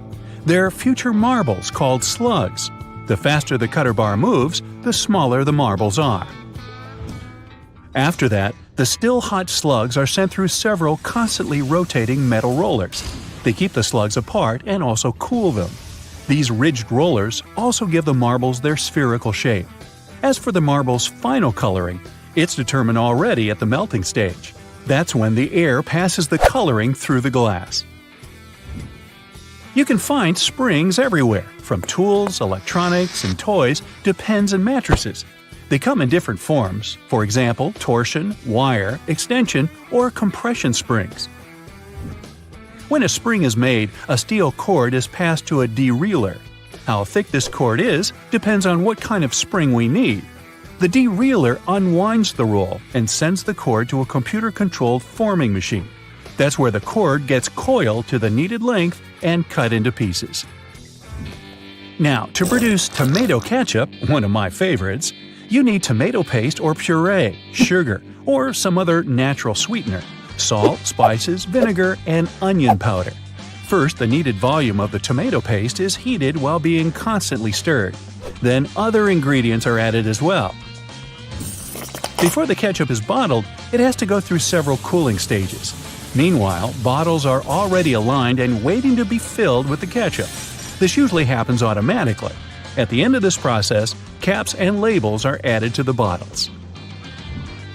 Cashew nuts are rich in plant protein, healthy fats and fiber, and low in sugar. But they're some of the most expensive nuts out there, and no wonder. The cashew tree, native to tropical regions of Brazil, produces a long stalk called a cashew apple. It resembles a small pear. Well then, why don't they just call it a cashew pear? Anyway, at the end of this stalk, there's a kidney-shaped nut. It's protected by a double shell that contains a poisonous oily substance. It's the main reason cashews aren't sold in their shells like peanuts or pistachios. Cashews need to be dried and roasted first. This removes the toxins and makes the shell brittle and much easier to remove. Nail polish, as we know it today, is a rather modern invention. It became popular at the beginning of the 20th century. Different companies use different kinds of chemicals and ingredients to produce nail polish. But one of these ingredients is always the same: nitrocellulose. This substance is actually liquid, but it gets mixed with plasticizers. They make nail polish more flexible and allow you to wear it longer. The process of creating ice cream sandwiches is pretty simple. First, ice cream gets whipped. It's done to add some air. The resulting substance is then sent to the next part of the assembly. There, 2 lines of wafers are already sandwiched together, and ice cream is simultaneously injected between them. It happens so quickly that more than 100 ice cream sandwiches can be made in a minute. How many can I eat in a minute? There are all kinds of plastic brooms out there, but there's one type that's made from recycled plastic bottles. With people buying 1 million plastic bottles all over the world, it's a cool way to reuse plastic. Tires production is a multi-step process. Tires are made from more than 15 main ingredients. Among them, there's synthetic and natural rubber, carbon black pigment, and chemical additives. Giant mixers stir these ingredients under high pressure and temperature. The final result is almost always thin rubber gum. It gets rolled into sheets. After that, tires get assembled on a special machine. Different kinds of cloth, rubber, and metal are used for the production of a tire. Finally, the tire gets cured in a special press under more than 300 degrees of heat and high pressure. This process lasts for 12 to 15 minutes. When they make darts, the flight shafts are produced first. 10-foot-long aluminum rods are put into a special machine. It has a few cutting tools that work from several angles at the same time. The rod turns into shafts. There are threads cut into each flight shaft so that it can be later attached to the dart barrel. That's the part you hold and fling. On the other end, a cross saw makes slots for the arrow flights. At the same time, brass rods turn into the barrels on another machine. Grooves are cut into the barrel surface. This makes them easier to hold. And finally, they produce a dart point. It's done with the help of a hydraulic press. It forces pointed steel into the hollow part of the barrel. And dart's all there is about how they make darts. So get this, an extra hole at the upper part of the sink has multiple hidden functions. First, in case someone forgets to close the tap, the water won't overflow and the bathroom won't get flooded. Second, thanks to that hole, the water drains faster and it gives an escape for the air, helping the water flow down. Those two holes on a side of any Converse shoe are not only to let the stinky air out. Sure, breathability is important for any athlete. The second reason is that athletes lace through those holes to get a better grip. Donuts have a hole in the middle and it doesn't stand for O in donut. It's not designed for an easier grip either, though it can be quite convenient. It's actually made this way for mass baking, so that they can cook all the way through evenly. Baby carrots are tiny and, unlike regular carrots, wet. Baby carrots aren't some special sort of carrots. They're actually made of regular carrots by cutting off the skin and outer layers and then polishing them to look that pretty. The problem is that they can't retain moisture. A regular carrot retains some water inside because of the layers that locks it in. Once they're chopped out, baby carrots can dry out easily, so they usually sell them in bags with some water inside. Toy stores are filled with Beanie Baby plush toys, and a detail that is even more iconic than their huge eyes is their tags saying TY. That's a small manufacturing company not so many people have heard of. Beanie Babies appeared in 1993 and they went insanely popular. TY is the name of the company, but it's not an abbreviation. It's the actual name of the company's founder, H. Ty Warner.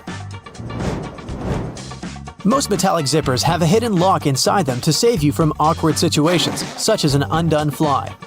Oh boy. Don't leave the zipper handle in an upward position. When you pull it downwards, it automatically locks. It's all thanks to those tiny grooves hidden underneath the handle. Almost any public toilet has a large gap between the floor and the door. The reason for such a zero privacy thing is to actually minimize the level of privacy and comfort, so that people wouldn't stay there long and there'd be no lines. It's also easier to clean, and safer if some emergency occurs. Headrests in a car are about comfort, and detachable headrests are about safety. If you pull the headrest out of a seat, you'll see two bars, which are quite sturdy. If you ever get locked or trapped in a car, you can get out of there smashing the window with these bars. Many cups and mugs have little grooves on the bottom on purpose. They're designed for dishwashing machines. The grooves let the water flow and not spill over your feet when you take the cup out. Also, those grooves let the air flow, so the cup doesn't crack even if the tea is scalding. Almost all measuring tapes have a metal tip with a small slot on the end. You can use this slot to hang the tape on a nail or a screw to make measurements without anyone's help. Sometimes this tip has a row of sharp points along the edge on one side. That comes in handy when you want to leave a mark without using a pencil. Doorknobs are usually made of brass, bronze, and some other copper alloys for a reason. They have an antibacterial effect, so they stop microbes from spreading. They get rid of a range of harmful germs pretty fast, within a couple of hours. But don't forget to wash your hands anyway. Grocery carts have loops for a reason. You don't want to put your jacket in a cart next to potatoes and onions. Hang it on a loop. This little hook-like thing is there to help you better organize the space in your cart. The carts also have a super handy grid. Whenever the cart's full, you just need to lift the grid and attach the shopping basket for extra purchases, placing it in between the horizontal bar above the wheels and the hooks the grid has. A point in an ointment cap is there for a reason too. Most tubes are usually sealed with foil, and it's better to avoid opening it with fingers unless you're ready to say goodbye to your nails. A point easily opens even the most safely sealed tube. Silica gel can often be found in different things you buy like bags, shoes, and many others. Don't throw it away. It's meant to absorb excess moisture, so anytime your shoes are a bit wet, just throw in a packet with silica gel. People used to co-live with rats, and these guys like gnawing on everything they see in their way, including paper. Still, rats weren't able to chew more than the space left on the margins. That black grate on a microwave isn't just some fancy decoration. It's called a Faraday shield, and it prevents the rays from escaping the microwave. It also speeds up the heating, so you can enjoy yesterday's leftovers faster. It may also block phone signals, so if you're tired of numerous calls, just put the phone into a microwave, but don't turn it on. All Tic Tac containers are designed to dispense one Tic Tac every time you open it. The lid has the same shape as the candy. Turn the container upside down, gently shake it, and open it slowly. You'll notice only one candy stuck between those lid grooves. So if you just open the container and shake it until 5 or even more candies fall into your mouth, it means you've been eating Tic Tacs wrong all this time. Those little holes in the airplane windows are designed to control the cabin pressure. They also protect the windows from fogging up as the temperatures drop and rise. By the way, the airplane window is round for a reason. This way, pressure is evenly distributed so it doesn't get deformed. Blue bristles on a toothbrush are actually an indicator that it's just about time to change the brush. As the bristles get in contact with water, the blue, or whatever other, pigment fades away, so the more you use it, the duller the color becomes. A triple handle on a jerry can is there to make it easier for two people to carry it and distribute the fuel evenly. Gas cans often have a second hole that actually needs to be uncapped too before you pour the gas. The air passage will prevent it from pouring out, so no more fuel waste. Jeans first appeared in 1873. They were invented by Jacob Davis and Levi Strauss. Davis was a tailor who was producing covers and tents, and Strauss was a businessman who, among other things, was selling cloth. The first jeans were made by Davis from denim, the fabric he bought from Levi Strauss & Co. Together, they patented the design. Blue was a standard color for denim that was dyed using an indigo dye. The blue color is a tradition that is still often followed today to replicate the original look of a pair of jeans. Jeans also have metal rivets, and they've been there from the very beginning. Jacob Davis, the man who made the first pair of jeans, added copper rivets to spots where pants were more likely to rip, flies, and pockets to make them stronger. Today, they have more of a decorative purpose since they're distinctive and traditional for jeans. Another special thing about jeans is those tiny pockets they have that seemingly serve no purpose. Well, maybe it's true now, but years ago, when many cowboys were wearing jeans, the pocket was made specifically to keep a pocket watch there. Also, back then, a pair of jeans had just 4 pockets. That tiny pocket, the watch pocket, 2 big pockets in front, and just 1 pocket on the back. Many zippers have the letters YKK engraved on them. It's an abbreviation that stands for the name of the company that can be translated as Yoshida Manufacturing Shareholding Company. This Japanese company is the largest zipper manufacturer in the world, so they put their initials on all the zippers they produce. That's around half of the zippers in the world. And that's why you see their zippers more often than any other zippers. Those little white golf balls have dimples all over them. It turns out they aren't there just randomly. At first, golfers were playing with a smooth ball. With time, the ball would get all punched and damaged, but also it would start to travel way further. The reason here is aerodynamics.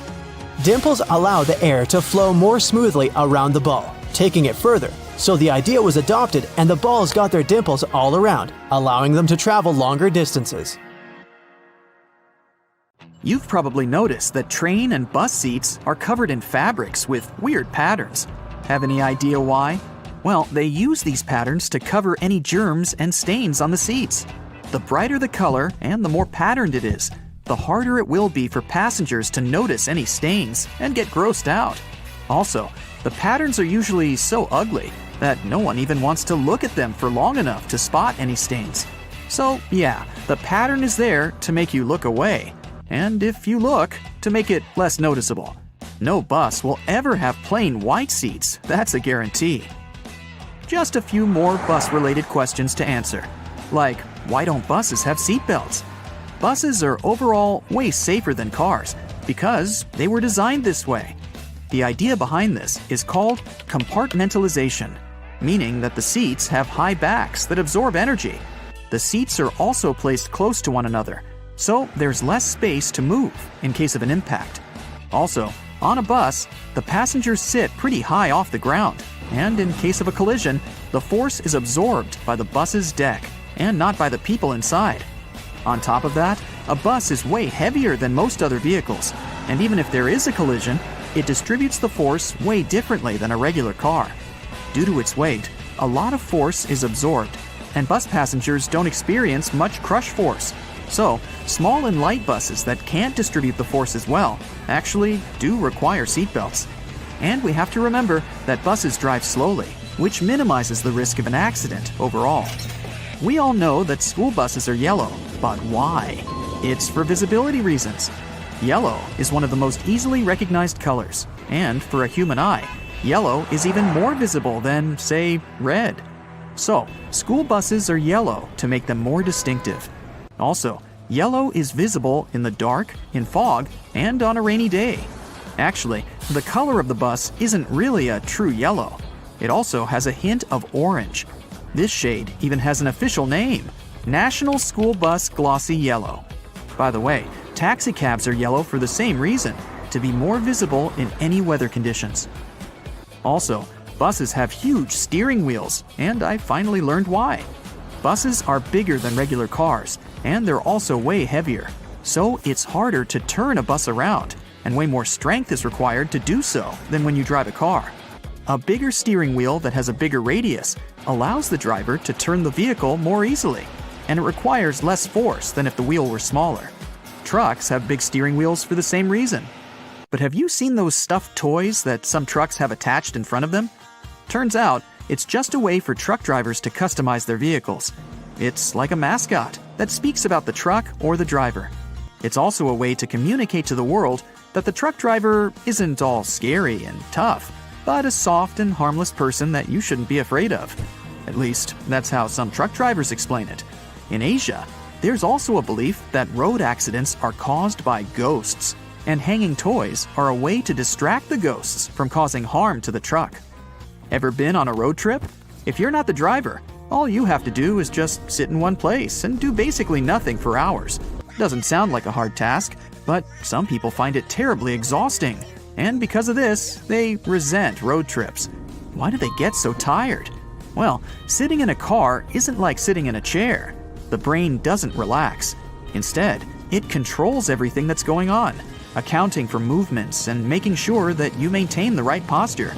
Your brain is constantly working, exchanging bits of information with your muscles, so your body is working. Some people get tired because of this. If you aren't doing much, it doesn't mean that your body isn't doing much. Train rides are way more tolerable because trains don't stop or change speeds as often as cars do, so the body is more relaxed, and train trips are way more tolerable for people who aren't fans of road trips. Another mystery is why it's way harder to stand still in the same spot for 30 minutes in comparison to, for example, walking for 30 minutes. Again, it sounds like you're not doing anything when you're standing, so why is it so tiring? Well, standing is a pretty hard task for your body. When standing, the muscles in your legs work very hard to support the mass of your whole body. If you're standing, there are not many muscles working, and only a few of them have to do all the work. When walking, there are more muscles working at the same time, so it's easier.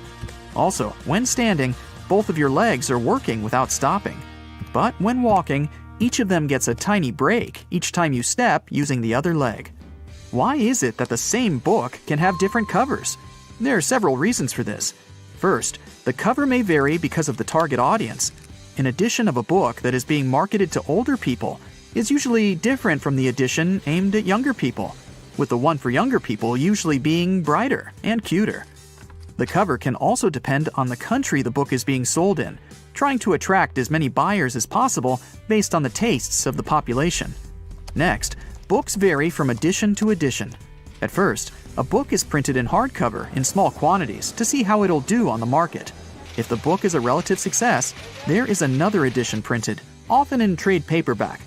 The design of the cover is usually updated with every edition. Also, if a book has a movie based on it, there is usually another edition that follows.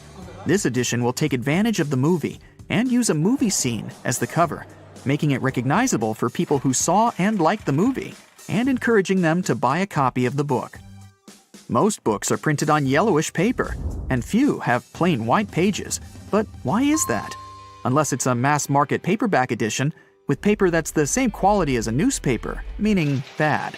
It's done with good quality paper. Don't let the yellow hue confuse you. It's usually called cream, and it's a preference for any book because it's less tiring on the reader's eyes. The plain white paper is bleached, and it reflects a lot of light, so it can be exhausting to read for a long time. So, that yellowish paper is the best paper, and publishers regularly use it. Another thing about books is those blank pages they often have at the very end. Their number depends on the number of pages in the book. The thing is that books are printed in signature. A signature is a group of pages that printers fold together and cut to make a book. A signature can have a different number of book pages, with the minimum being 4 and then with other numbers divisible by 4. So, a book that is 300 pages long in total will fit in perfectly, and there will be no blank pages left. But if a book needs 303 pages, it'll need an additional signature, and the extra pages will remain blank, often marked with the word notes or with the message, "This page is intentionally left blank," to let the reader know that there's no important information missing. Ever wondered why most doctors have sloppy handwriting? No, there's no class in medical colleges on bad handwriting. The reason why it's so common is that doctors are always in a rush, and they write as fast as possible to keep their momentum, so there's no time to care about writing nicely. Also, keep in mind that you're not the only person who they write a prescription for over the course of a day. Doctors do a lot of paperwork, working for 10 hours straight, and they're just too tired most of the time to give you a properly written note. Have you noticed that most songs, in general, last somewhere between 3 and 4 minutes? Well, originally, songs were being played on a phonograph record player from a vinyl record, which was spinning at 78 revolutions per minute. So, the size of the vinyl record basically determined the length of the song. There were 2 basic record sizes, a 10-inch one, which had room for about 3 minutes of playtime, and a 12-inch, which could fit a 4-minute song. So, at the beginning of the 20th century, if an artist wanted their song played, they couldn't make it longer than that if they wanted to be able to sell a record. Times have changed, but still, most songs are about 3 to 4 minutes long. The initial reason for sticking to this pattern was also because of radio. If a song was too long, it would either get cut in half or some parts would be left off to make it fit into the 3 to 5 minute radio standard. If an artist wanted the song on the radio, and if they wanted to earn money from it, they'd do their best to make a song that fits the standard, so that the whole piece could be played without alterations. Today, even if there are longer songs, a 3 to 4 minute song is now a tradition that artists typically stick to. In some ways, the United States is a whole different world, totally different from every other place. So let's take a look at what's normal there that baffles people from the outside. One of the first things a foreigner notices when entering the country is flags. American flags everywhere. On buildings like schools and houses, and on clothes like shorts, t-shirts, you name it. Throughout history, Americans have changed 27 flags. The current American flag was only adopted in 1960 and is so far the longest-lasting flag of the country. It wasn't created by the authorities, though. In 1958, there was a contest for a design of the new American flag, and the winning flag was made by a 17-year-old high school student from Ohio. The reason why Americans love their flag so much is national pride. But why not so many countries do the same? Well, some countries avoid displaying them for historical reasons. Other countries only raise the flag on special occasions to highlight the importance of the event. Still, some countries display their flag as often as Americans do. In Denmark, people are quite proud of their flag too. They decorate the winter holiday tree and birthday cakes with them, and you can always find stickers with Danish flags, red and white candles, and other goodies with the flag in a grocery store. People in Sweden are also very much into their flag and have flagpoles everywhere. Now, let's go to a restaurant, shall we? Many things there are very specific to the States. Like, for example, tons of ice in every drink. Turns out there is some history to this preference. America has always had a lot of ice as a resource, since New England's lakes and rivers have a lot of those during winter. Centuries ago, before refrigerators and other helpful cooling machines, that kind of cold resource was very valuable, and the States started exporting ice to other parts of the world. And also, of course, consuming it themselves. They started to put ice in their hot drinks, in contrast to the British, who were always drinking their beverages hot. The ice in the drinks has become an American thing, and it was also considered a rich person's drink. Yep, the ice would also show a person's status. Of course, with time, when refrigerators appeared, ice became available to everyone, and Americans started to add it to their drinks commonly. The habit remained, but also ice drinks are very refreshing, which is especially important in the hot south of the country. But if you come from abroad and don't want your drink freezing cold, always specify it to the waiter. The next striking thing is the huge portions that are served, and there is a reason for that too. It wasn't always like this, but in the second half of the last century, due to pesticides and fertilizers, farmers started to be able to grow more food than they used to. The government caught on, subsidizing them to grow even more food. So, the amount of available food increased. Over time, companies started to increase the sizes of their portions. Why serve less food and get less money if you can serve a bit more and also charge more? That's good for business, and it's a win-win. Customers get more food for just a little bit more money. So, larger portions stuck. Okay, now we need to take a little toilet break. And, surprisingly, there are a lot of foreigners who find American toilets weird. First, what's up with those huge gaps in bathroom stalls? Let's start with the more obvious part, gaps on the bottom of the doors. Those are quite common, even outside the US, and they serve several purposes. First, you can see if there's a person inside without trying to break into an occupied stall. Second, it provides some ventilation and makes it easier to clean the floor in the bathrooms. The gaps on the sides are more questionable. Of course, people on the outside can't see everything going on behind the door, but still, there's not much privacy whatsoever. In most other countries, the gaps are either negligible or non-existent. So what's up with them in America? I did some research. Some sources say that since every inch of material is expensive, wide gaps are made to reduce the costs of bathroom stalls. Other sources say that when people feel exposed like this, they have fewer incentives to do something illegal in public bathrooms. Next observation, American toilets have way more water in their bowls in comparison to, for example, European ones. The reason is that those types of toilets use different flashing systems, and an American one needs more water to flush effectively. In many countries, especially in Asia, most bathrooms have bidets, which are used for after-toilet cleaning, and tourists don't understand why Americans wouldn't adopt those too. After all, if you step in mud, you'll go and wash your foot instead of just wiping it off with a tissue. The same logic works here. Also, it reduces toilet paper usage. So it's more sustainable and it's environmentally friendly. Some say there's a strong stigma in America around bidets that is extremely hard to overcome. Others say that toilets in the US don't have enough room to install a bidet, so they don't have those, especially if there are other well-known ways. Before we leave the restaurant, we need to tip the waiter. Tipping in the United States is way more common than in most other countries. You're expected to tip any service person who helped you with something. While some kind of tipping exists in some other countries, the extent of it is smaller. And there are also countries like Japan and Denmark where tipping isn't a thing at all. Those countries have minimum wage laws that dictate decent wages employers must pay their workers.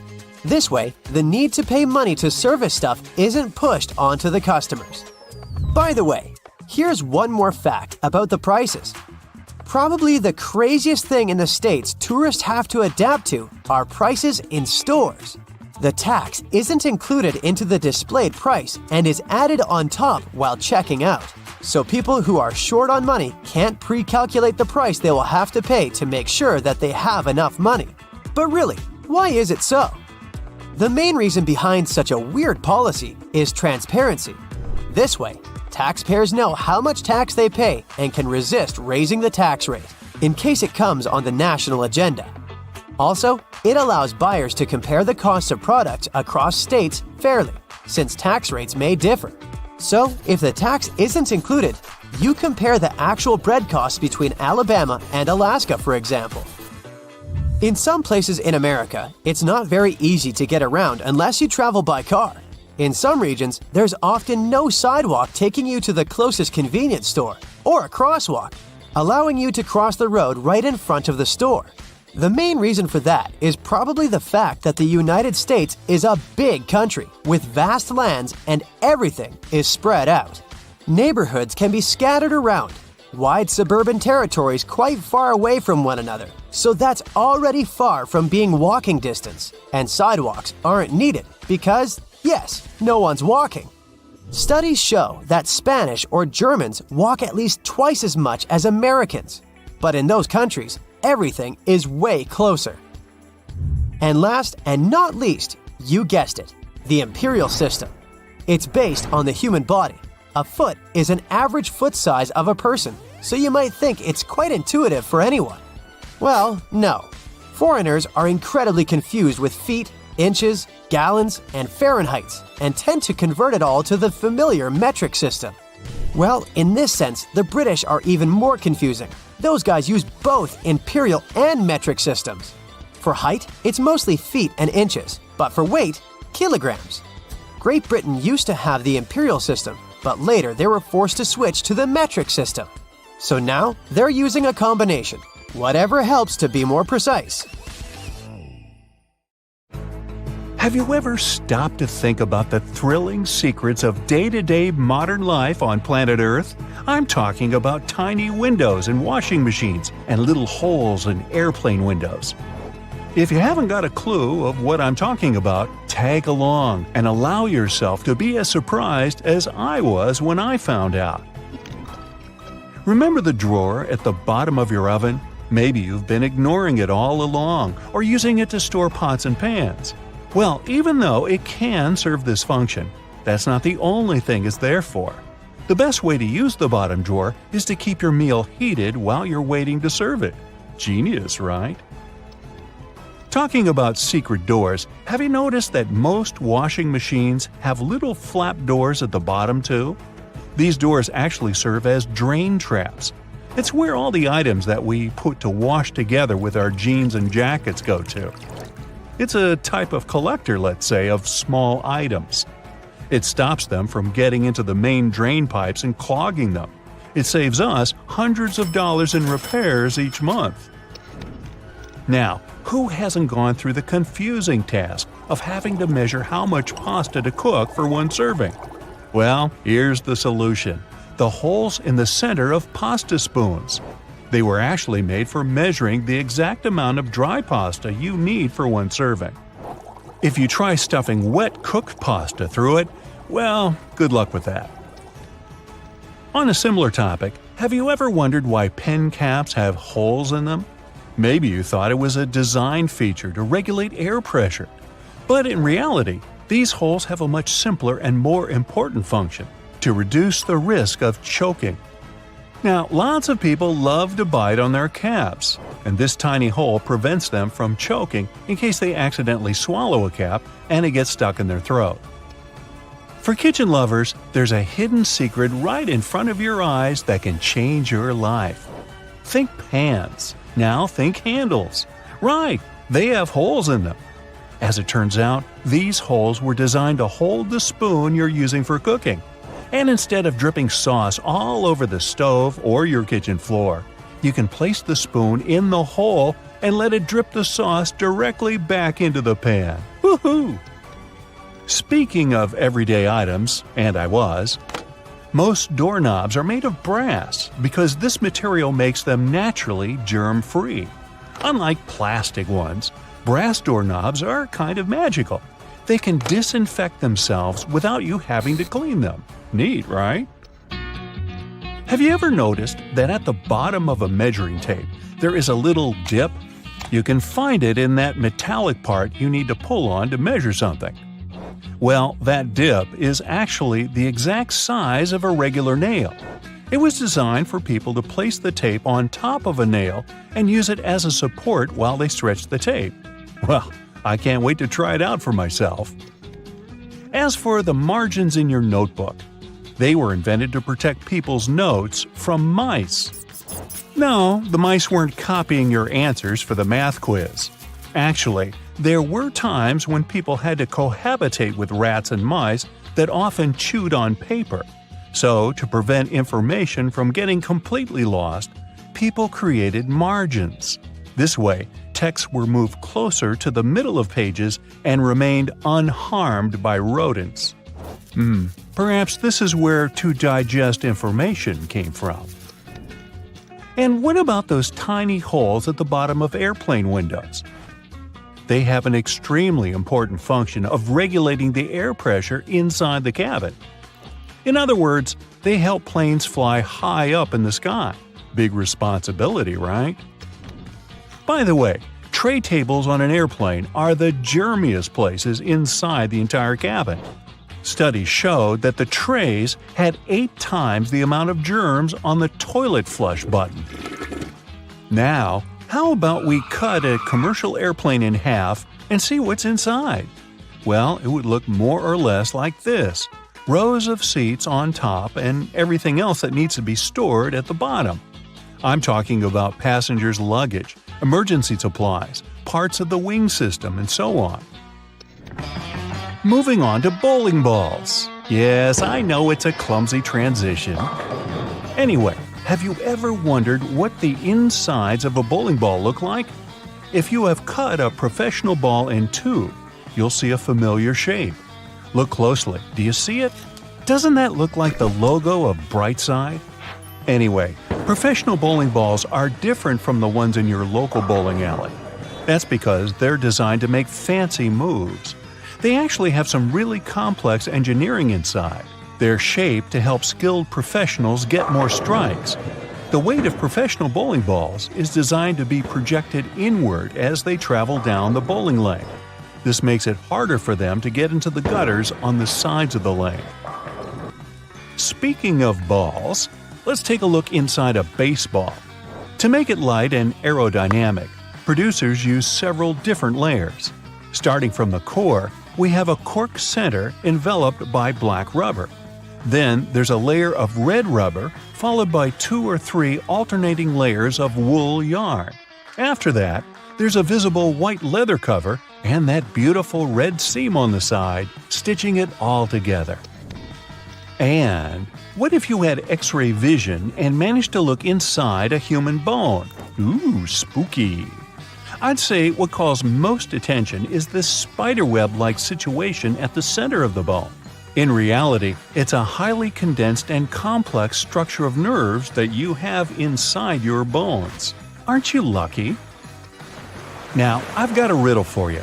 What is round can be found near the ocean and looks like an aerial view of the Guggenheim Museum in New York City, the one that's made almost entirely of ramps.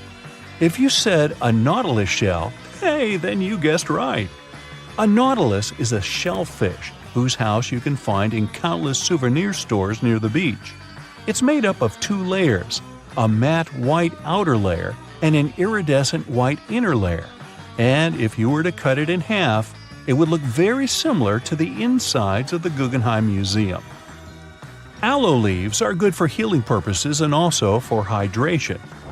But if you managed to look inside of an aloe leaf, the image you'd see would be satisfying and very relaxing.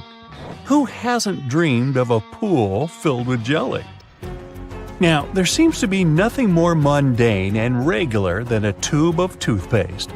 But you wouldn't think so if you cut open a tube that contains several colors. Now, there have been speculations that the insides of such a toothpaste tube might be divided by barriers so that the stripes don't mix. But if you cut it in half, you'll see that it has only one interior chamber. As it happens, there's a lot of science behind the making of striped toothpaste. According to a specialist, they have to ensure that the paste in all the stripes has the same physical properties. This way, the colors are naturally prevented from mixing with one another. That's why, if you tear a tube open, you'll see something that looks like several slices of pizza in different colors. If you open your closet, you're bound to find at least a few wooden hangers. Usually, they're made of cedar wood, which is a natural moth repellent.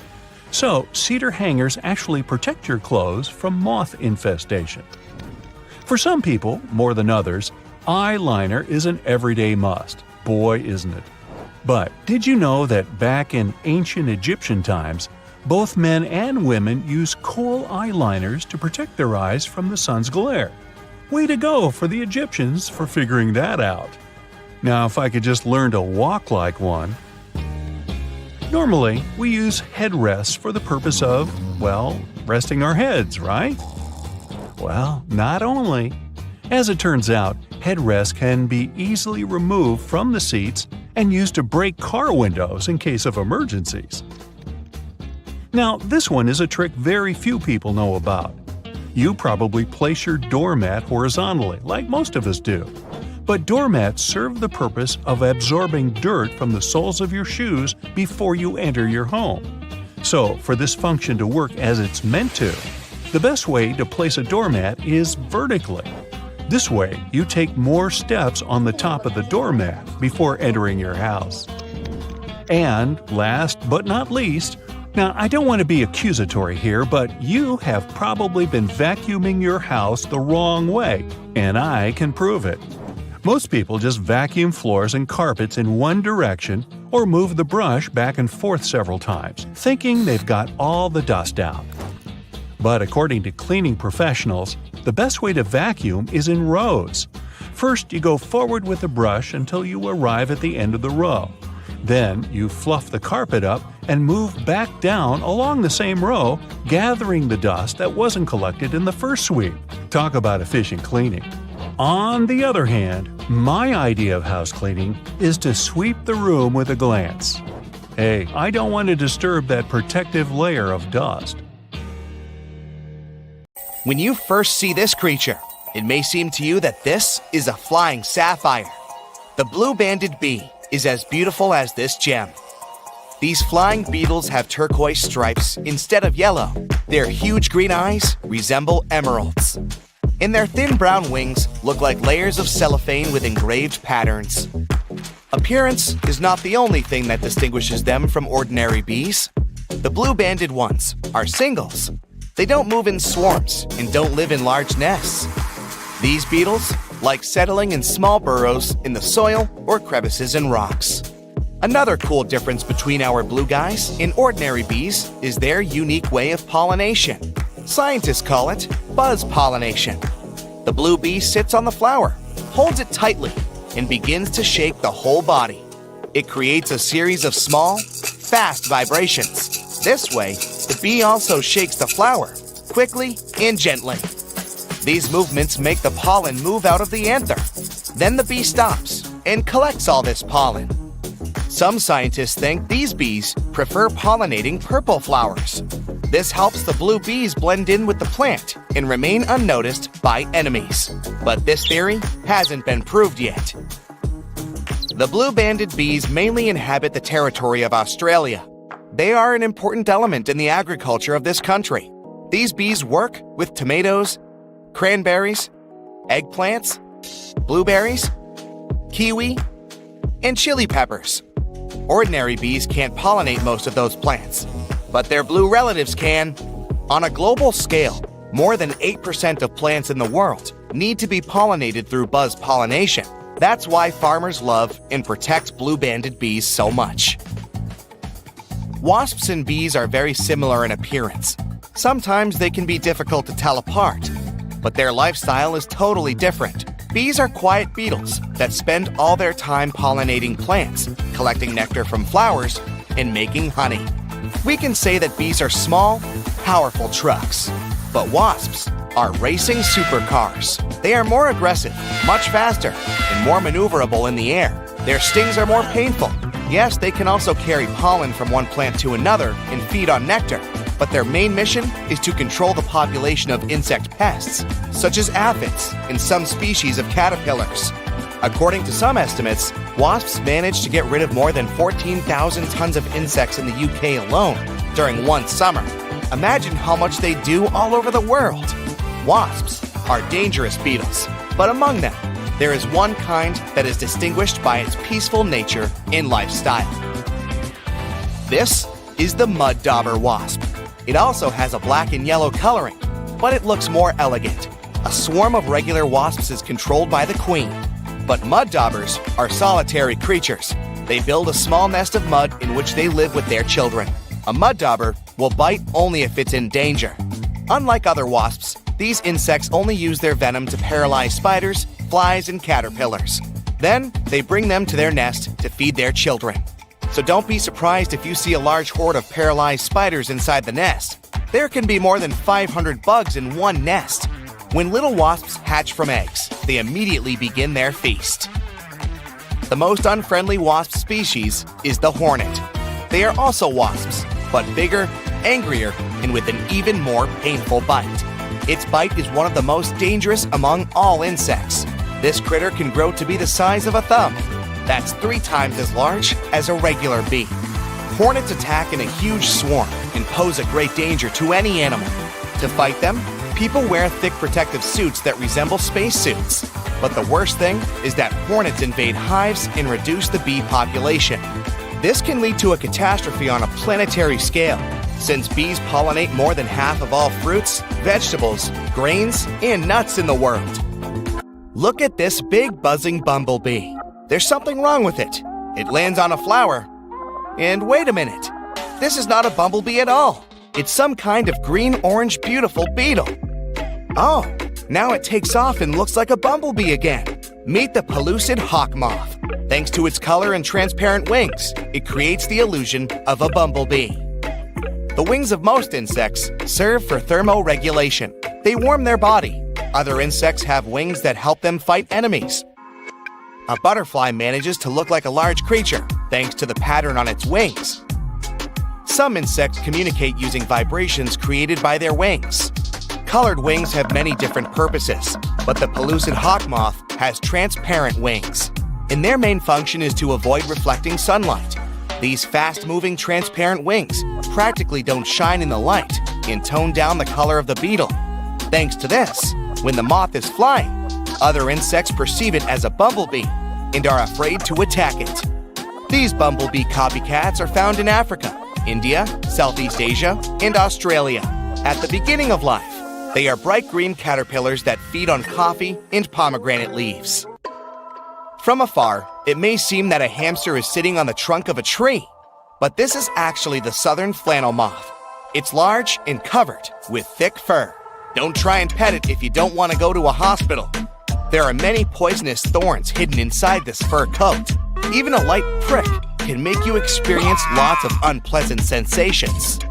Other insects that pretend to be bees and wasps are hoverflies. They look like wasps, fly like wasps, and imitate a wasp's sting. But their coolest ability is copying bee buzzing. In reality, though, hoverflies are fragile, harmless creatures. Their ability to transform into bees is essential for their survival, and it works great. Many animals and insects are afraid to approach these skillful actors. But in the entire animal world, lyrebirds get the title of the most talented imitators. These small birds, with large, beautiful tails resembling a lyre, live in Australia. Imagine getting lost in a forest far away from a big city. Suddenly, you hear the sound of a chainsaw. You don't see people, but the sound is getting closer. Then you hear the clicking of a camera shutter. But there are no people with cameras around. Lyrebirds create all these sounds. Thanks to all the complex muscles of their syrinx, they can mimic the sound of almost anything. Some people heard these birds imitating human speech. Also, they are good forest designers. Female lyrebirds build domed nests on the ground, in stumps and caves. They usually lay one egg there and take care of the baby for the first 6 to 10 weeks. Let's go down from the sky to the ocean to see other tiny creatures. Meet blue-ringed octopus. This little guy looks so small and cute. Its bright neon color and blue rings are visible from afar. The octopus can easily fit in your palm, but it's better not to touch it. Meeting a great white shark may not be as dangerous as encountering this tiny creature. It's one of the most treacherous sea inhabitants in the world because of its venom. One bite can knock down a huge African elephant.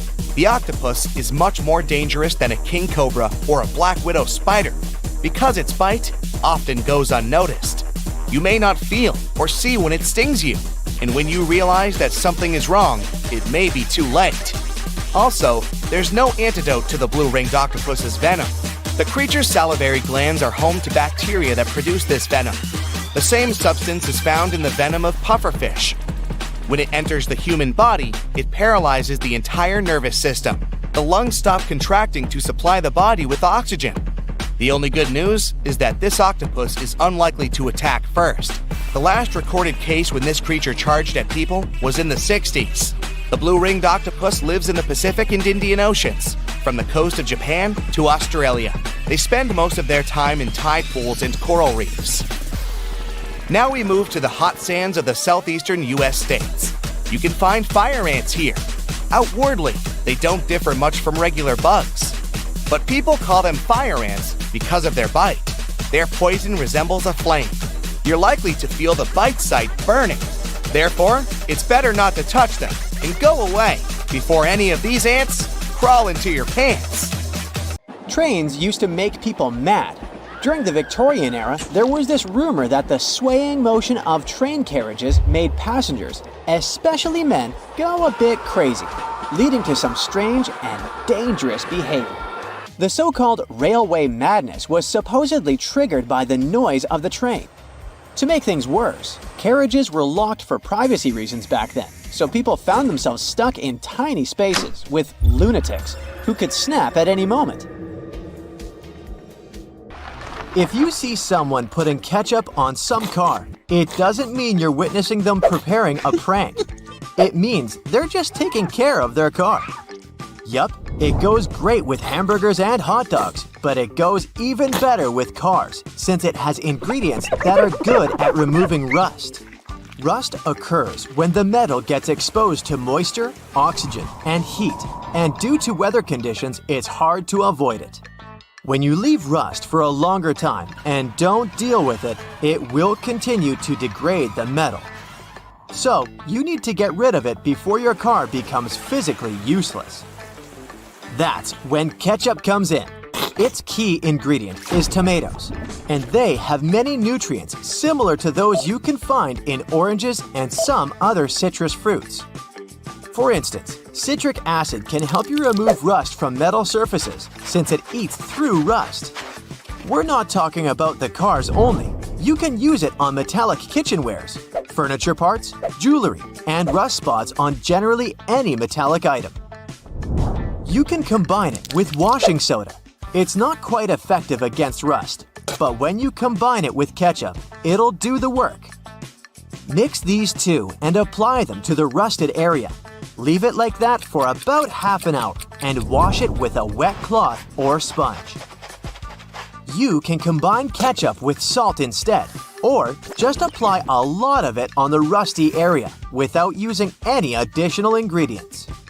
Ketchup removes tarnish from brass copper too. Put it on brass hardware on doors and cabinets, or some accessories such as bowls and candlesticks for 10 minutes to make it all shine. And also, you don't put it on meat just because of taste. Ketchup breaks down its fibers, which means it makes it more tender. Locking handles as we know them were only invented relatively recently, in 1878. Before that, people had to get pretty inventive to secure their homes. Most folks used a latch string. They'd make a small hole in the door, thread a leather thong or string through it, and then loop it around a wooden bar. Even after doorknobs were invented, only the wealthy could afford a proper lock and key. Vacuum cleaners had a rough start too. The first one was invented in 1901, but it was so huge that it wouldn't fit inside houses. Instead, vacuuming was offered as a mobile service. The machines were parked outside, and long hoses were fed through the windows. And to get to the client's house, these large cleaning machines were actually pulled by horses. Back in the day, animals even used to pull strollers. Yep, with kids inside. The stroller was first developed in 1733 for the daughters and sons of a British nobleman who might have been a bit too lazy to walk with them every day. So, the first model was basically a shell-shaped basket on wheels that could be pulled by a goat or a small pony. This small chariot was cute, but probably not the safest way to get around. Refrigerators also used to be a bit scary. From the late 1800s until 1929, they used toxic gases like ammonia, methyl chloride, and sulfur dioxide to cool things down. People were so concerned about gas leaks that they began leaving their refrigerators in the backyard instead of keeping them in the kitchen. This danger even inspired Albert Einstein to create a new model. In 1926, Einstein and his former student Leo Szilard invented a refrigerator with no moving parts, using safer, environmentally friendly gases to reduce the risk of toxic leaks. But it had one problem. Einstein's refrigerator was less efficient than existing appliances, so it wasn't commercially appealing.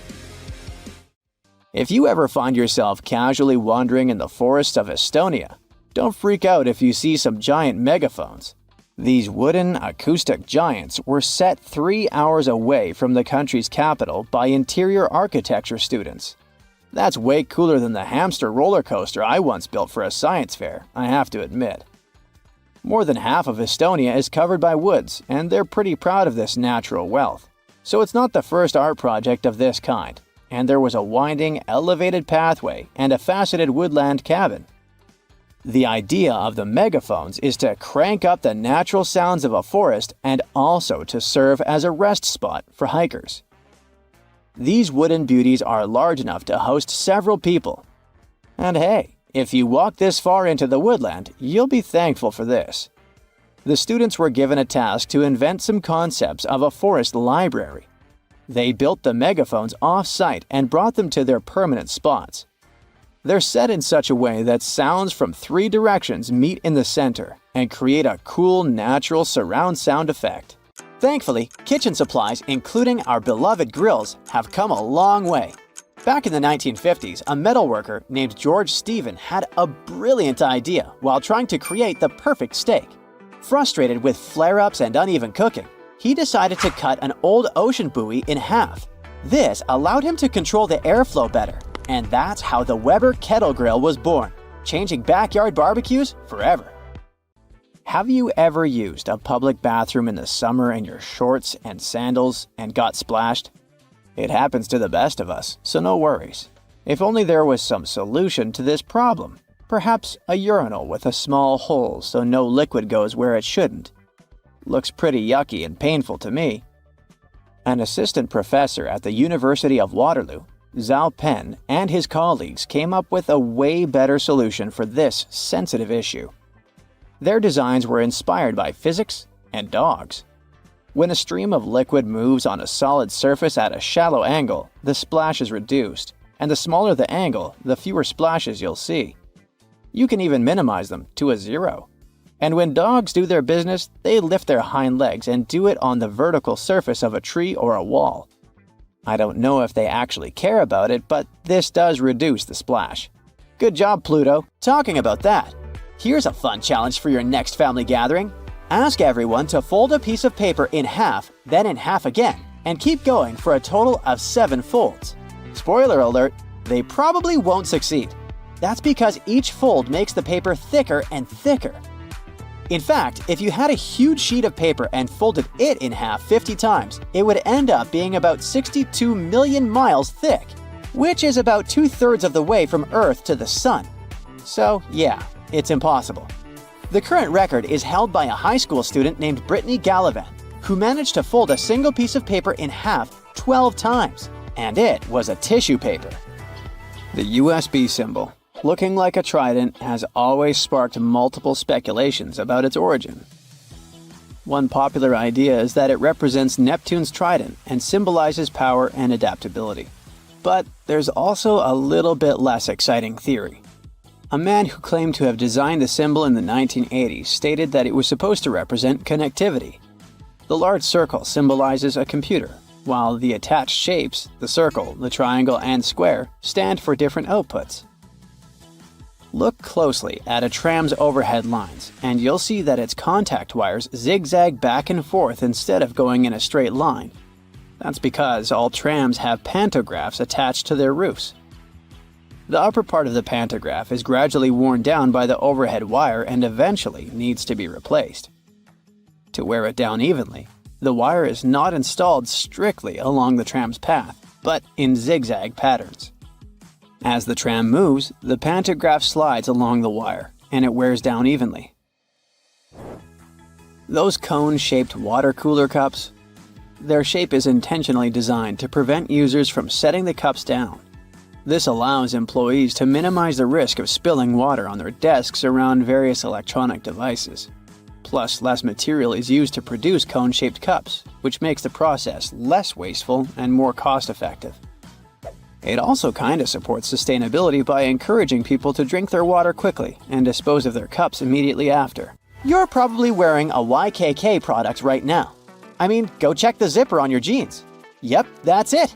YKK stands for Yoshida Kogyo Kabushiki Kaisha, a Japanese company that makes roughly half of all the zippers in the world, producing over 7 billion zippers each year. Originally called hookless fasteners, they became known as zippers after a pair of rubber boots that could be fastened with a single zip became popular in 1923. The name stuck because of the high-pitched zip sound they make when used. Despite a popular myth, household batteries don't actually contain liquid, and if you accidentally cut them open, no toxic liquid will spill. Most of them are dry cell batteries, which are made of electrochemical cells. Those convert chemical energy into electrical energy. Larger batteries often house numerous small cells within them too. Even Tesla vehicle batteries consist of multiple small cells. When combined, they easily provide the necessary voltage. Did you know that nail polish used to be a status symbol? In ancient Egypt, queens like Nefertiti and Cleopatra were famous for their red nails, while lower-ranking citizens were only allowed to wear pale shades. You'll probably agree that there's no better snack than a pack of chips. Some are flat, others have ridges. Is it just aesthetics? Not really. The main purpose of those lines on some kinds of chips is to help with the distribution of spices and seasonings. In other words, all those substances that make your chips taste like cheese are mostly stored inside the lines. Plus, the lines make chips crunchier. This item here was also popular in ancient Egypt. What looks like a weird bench was actually a weird type of pillow. Back then, headrests were made from materials like wood, ceramic, and stone. Unlike our comfy pillows today, those ancient ones were used to protect people's hairstyles. That way, their hairdos stayed neat, even though they had a very uncomfortable night.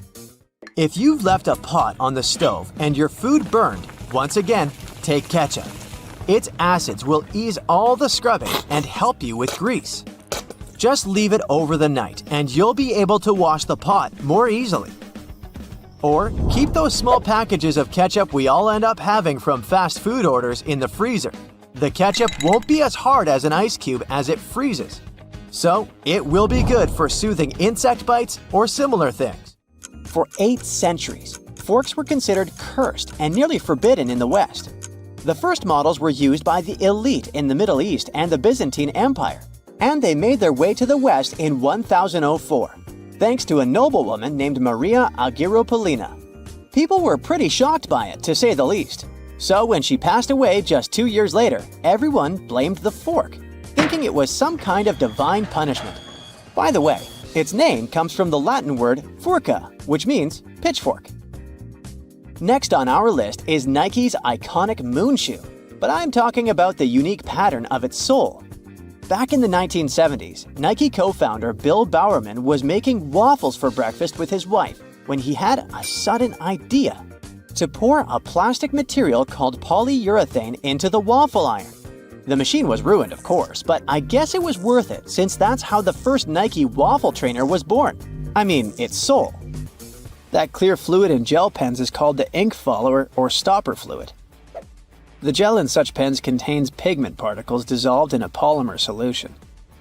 The main task of the stopper fluid is to be a barrier to prevent the gel from evaporating or leaking out.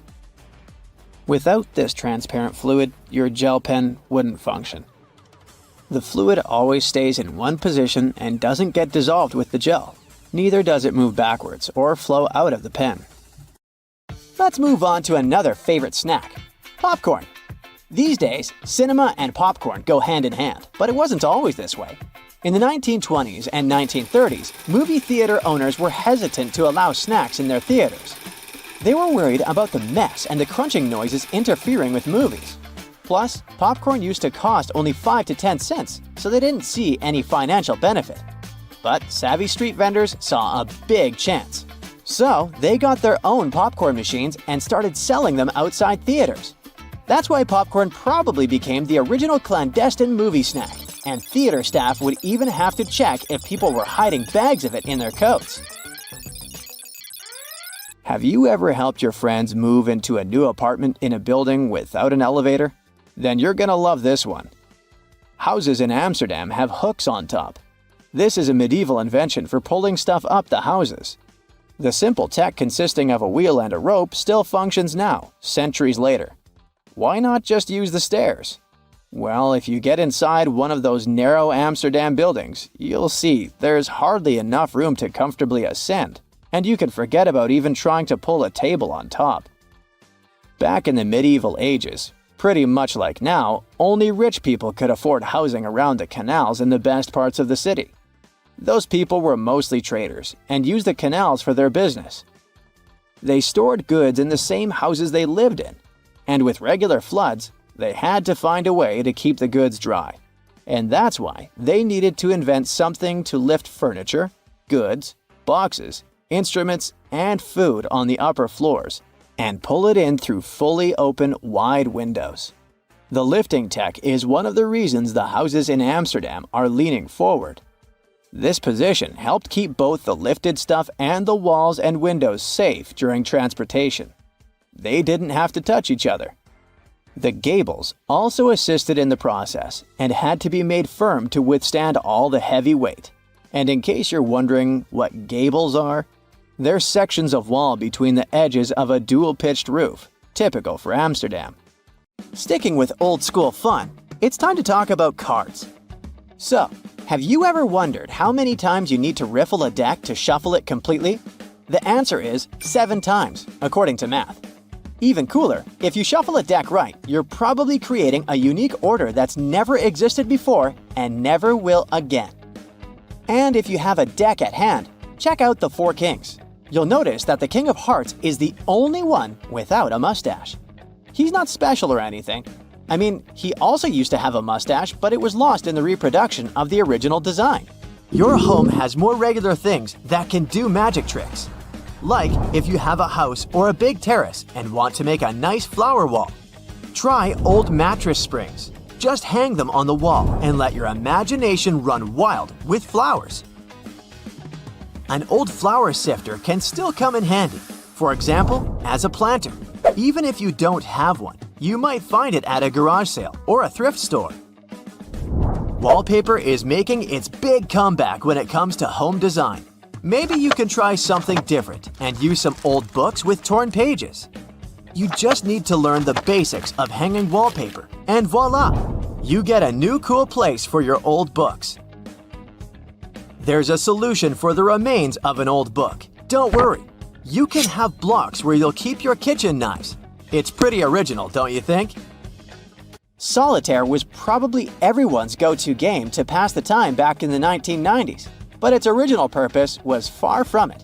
When developers created this game, their idea was to teach people how to use a computer without them even realizing it.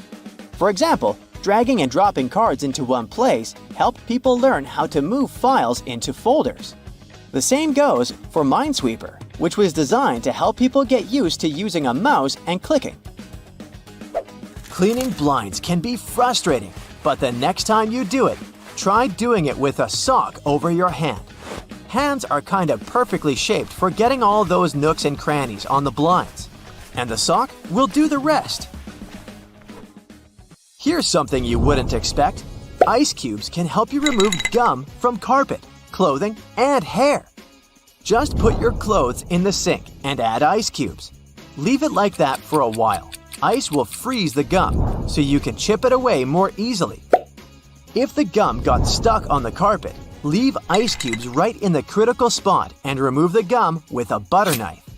It's a little bit harder to remove it from hair though, but still possible. Just wrap the ice and parts of your hair with the gum in a washcloth until the gum gets frozen. When you get there, you should be able to break apart the gum and free your hair using your fingers. Or next time you have to deal with a splinter, just take one ice cube to numb that area before you even start doing anything. You might have noticed that movie theater seats are almost always red. This choice isn't random. It has strategic importance, which is rooted in visual science. The thing is, red light has a longer wavelength. It means that it's the first color to disappear in low light. It allows the audience to concentrate better on the screen once the movie begins. Such a design choice enhances the viewing experience by minimizing distractions.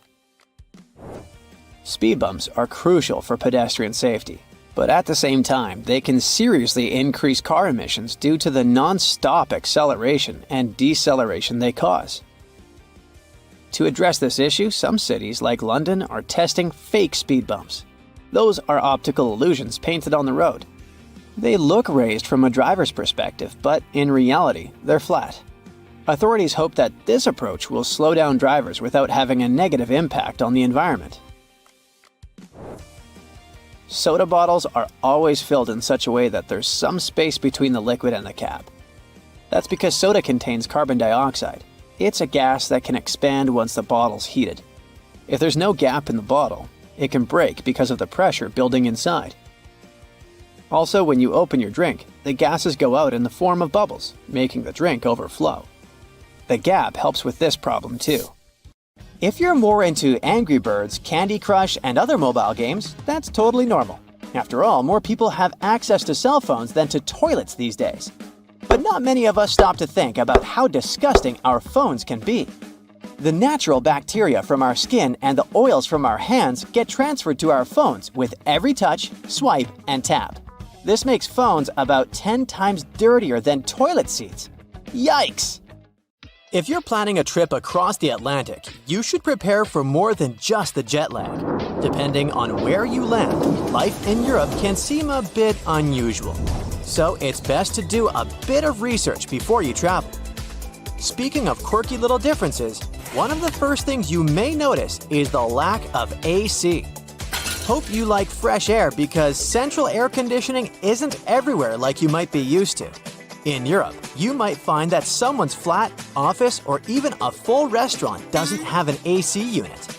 That's because some Europeans rely solely on their windows to get a breeze. However, bigger places like grocery stores and malls usually keep things well ventilated. Water in European restaurants is not always free either, even though this is common practice in the US. Sure, you'll get a fancy glass bottle at most places, but you'll also see it on your bill. More so, if you ask for water, be sure to specify if you'd like it still, because you might get sparkling water instead. Forget about getting a glass full of ice water too. You might get cold water from the fridge, but Europeans don't do the whole tons of ice thing like they do in the US. If you enjoy sightseeing on a budget, you know how helpful those public toilets can be. After walking for hours, it's great to stumble upon a bathroom where you can freshen up a bit. Well, you better have the equivalent of 50 cents or so in your pocket, because in many European countries, you've got to pay to use these public restrooms. Even fast food restaurants might charge you for the privilege. The best workaround is to head to a mall. Their restrooms are usually free. Also, in the US, bathroom stalls often have a gap at the bottom. Some say this design was chosen for cleaning purposes and accessibility. In Europe, however, stalls tend to reach the floor for more privacy. Name days are also kind of a big deal in Europe, despite not being so popular in the US. Each day of the year is like a mini birthday celebration for someone with a specific name. Europeans who follow this tradition see it as a second birthday, and even some take it more seriously than their actual birthday. Even the way we perceive things can be totally different depending on where you're from. Take a 100-year-old building in Europe that's practically brand new, but in the US, it's considered old. Depending on who you ask, some Americans might even consider an object that is 200 years old to be ancient. Europeans reserve this word for something that comes from a time before the Middle Ages. However, when it comes to distances, it's quite the opposite. Europeans might find driving 100 kilometers, or about 60 miles, to be a lot, while for Americans, that's a short trip. It does make sense if you think about it though, because Europe is way more crowded. In fact, the entire European Union is only about half the size of the US. Either way, Europeans are always on the move, whether it's inside their continent or jetting off somewhere else on the planet. It's probably because most European countries are so small by comparison that people grow up thinking it's normal and easy to cross borders all the time. Even the appliances tend to be different when comparing the two regions. Take washing machines, for instance. In Europe, most of them only hook up to cold water, and they load from the front. In the US, it's common to have machines that use both hot and cold water and load from the top. On that note, make sure to research the type of electrical plug used in your European country of choice before traveling. You might find you'll need special adapters to be able to use your phone charger or curling iron while on holiday. Thankfully, most hotels are prepared for these issues and can offer adapters on demand, free of charge. Fridges might seem a bit different too. That's because tiny ones are the norm in Europe, except for large families who invest in bigger fridges and freezers. It's not all bad, especially if you enjoy sharing groceries with roommates, less food wastage, and more frequent trips to the store for fresh food. Might also want to polish your metric system knowledge before heading to Europe too. Everyone there is using meters, grams, liters, and Celsius. Sure, people in the US might learn the metric system in school, but they stick to the other system for their everyday lives, with yards, miles, pounds, and Fahrenheit. Make sure you also double-check dates and times before making any reservations. Europeans write their dates like day, month, year, while Americans flip it to month, day, year. Also, in the US, the week usually begins on Sunday and wraps up on Saturday. But in Europe, it starts on Monday and ends on Sunday. Be on the lookout for the different time format too. In some countries, if someone says it's 14, that translates to 2 o'clock in the afternoon. Even advertising might seem a bit different when you first land in Europe. In the US, you might see people wandering around in inflatable costumes on the street to promote local business, but that's a rare sight in Europe. Also, those massive billboard signs you often see along American highways aren't available in most European countries. They're usually against the law because it's believed that drivers should be focused more on the road ahead. And such advertising techniques can be too distracting. Moving on to street names and shopping hours. In North America, especially the USA, it's common to name streets with numbers, like 5th Avenue or 16th Street. But if you head over to Europe, you'll find that streets usually have actual names. In some really rural spots in Europe, you might even stumble upon roads with no names at all. In Europe, there's also a cool tradition of naming roads that connect cities after the city they lead to. Shopping hours in Europe can be a bit confusing too, at times even frustrating. You've probably heard of the siesta in Spain, with some Mediterranean countries having similar customs. It's when shops and businesses take a little afternoon break.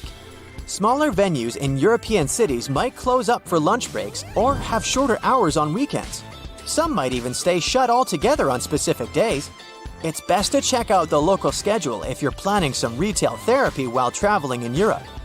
Those shopping hours can really affect your plans and how easily you can get your hands on the stuff you need. While Americans tend to smile more, even to strangers, it can seem a bit unusual to people from other countries. There's a reason behind it though. You see, over the years, the US became this melting pot with people coming in from all over the globe. Being friendly and agreeable became crucial to bridge the gaps created by different cultures and languages. Sometimes it's more helpful to be nice than to be brutally honest. TV watching preferences can also seem different in Europe. Take Norway, for example, where you'll find this cool concept called slow TV. You know how we sometimes zone out in front of a show for hours? Well, Norwegians have turned that into a national sport, if you'd like. Think of it as the visual equivalent of background music. None of us get glued to the screen watching hours of wood burning or knitting marathons. But you might want to check it out when you need some background entertainment that doesn't demand your full attention. Speaking of taking things slow, you might have also heard about a concept called hygge. It's this whole way of life up in the Nordic European countries. Some think these life principles could be the secret to happiness. It's about creating a life that's free from annoying or overwhelming stuff. It's also about prioritizing your relationships and striving to always have a positive attitude.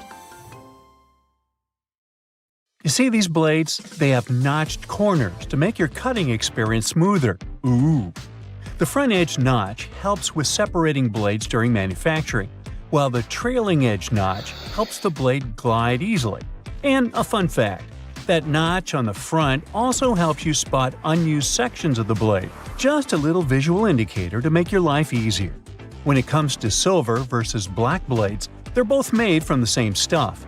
But black blades are sharper and are better suited for cutting through tough materials, while silver blades strike a balance between cutting power and durability. If you want that extra cutting oomph, go for black. Oh, almost forgot. The only thing those blades aren't meant to cut is food. It has a rust-proofing oil coating, which is not safe for humans. Check this one out. It's totally giving me childhood vibes. Now, I remember my grandma having tomato-shaped pincushions just like this, and sometimes they would look more like a salad, with a little pepper thrown in there. Well, believe it or not, this salad actually has a purpose. The tomato keeps your pins in place, while the pepper keeps them sharp. Those peppers are filled with sand, which helps keep your pins nice and sharp. And it's not just sand. Crushed walnuts can also be used to keep your pins in tip-top shape. Now look at this multiple pocket tool and this little hook on it. It's a bit of a mystery, but it's actually pretty handy. I counted at least 4 different applications. 1. You can use it to carry all sorts of awkward stuff, like camping gear or heavy parcels. 2. Need to twist some wire or play around with knots? The parcel hook has got you covered. 3. This hook can save the day with those stubborn zippers, like the ones on your luggage. 4. It's great for pretending to be a budget version of Captain Hook. If you know more applications, let me know in the comments. Apple users, with this feature, you'll never get laundry surprises again. Now, I bet you've had this situation at least once in your life. You wash your stuff, and when you take it out of the washing machine, the size seems to only fit your cat. Your iPhone camera can actually translate those funky laundry symbols for you.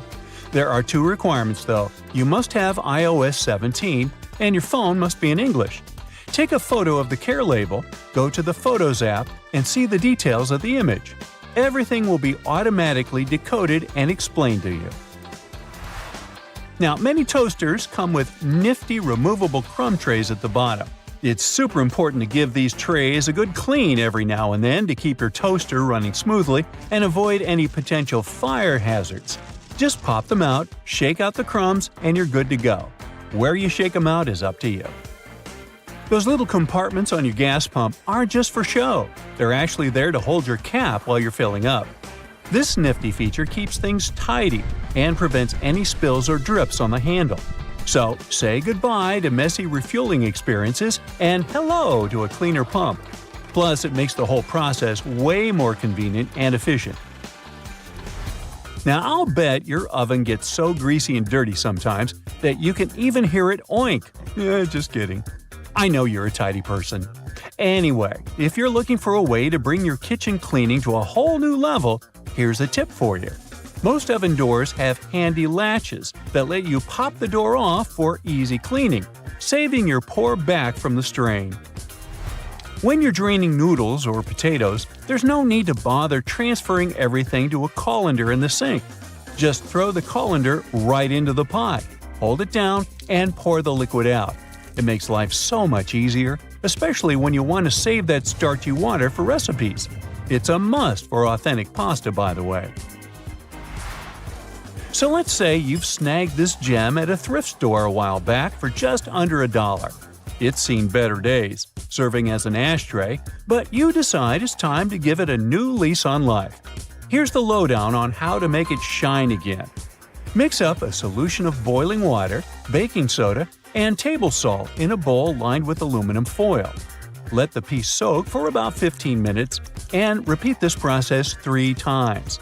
In between soaks, gently scrub any rough spots with a microfiber cloth. After the final soak, dry the piece off and rub on some toothpaste, baking soda, and peroxide. Buff out any remaining tarnish with a clean, dry microfiber cloth.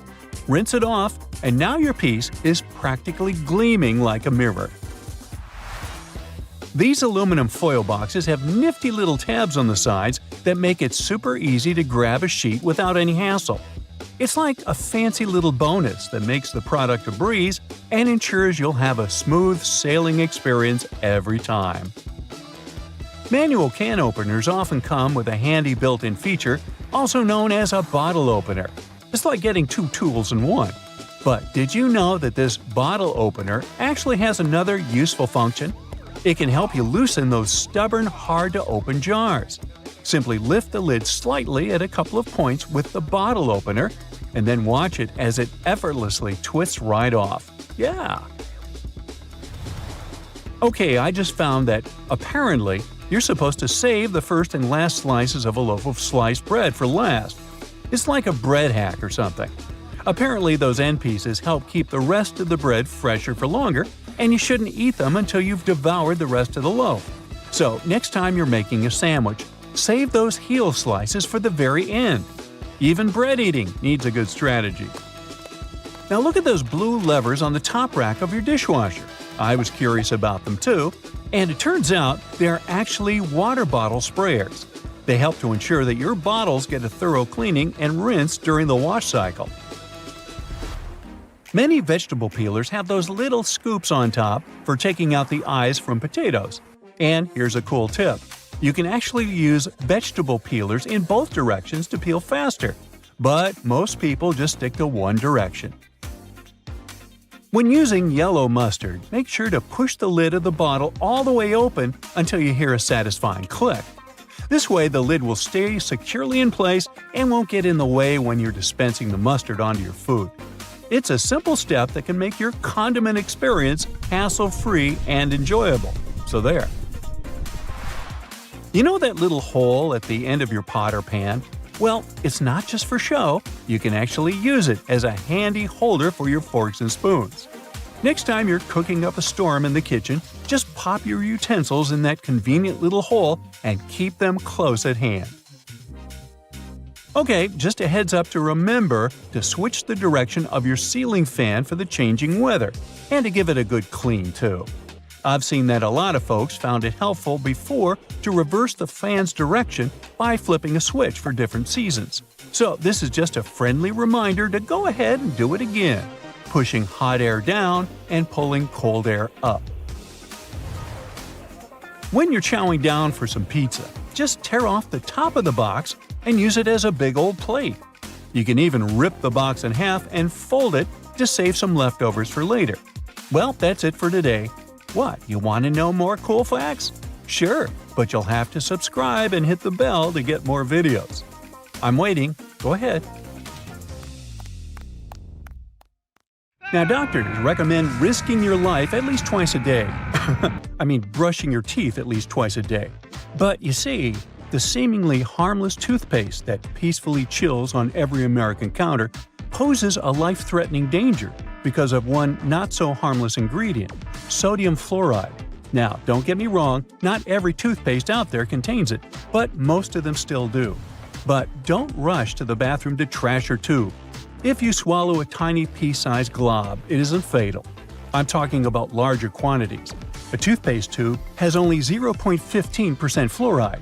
To send you running to the hills, you must consume around 8 tubes one by one, so technically, toothpaste is totally safe.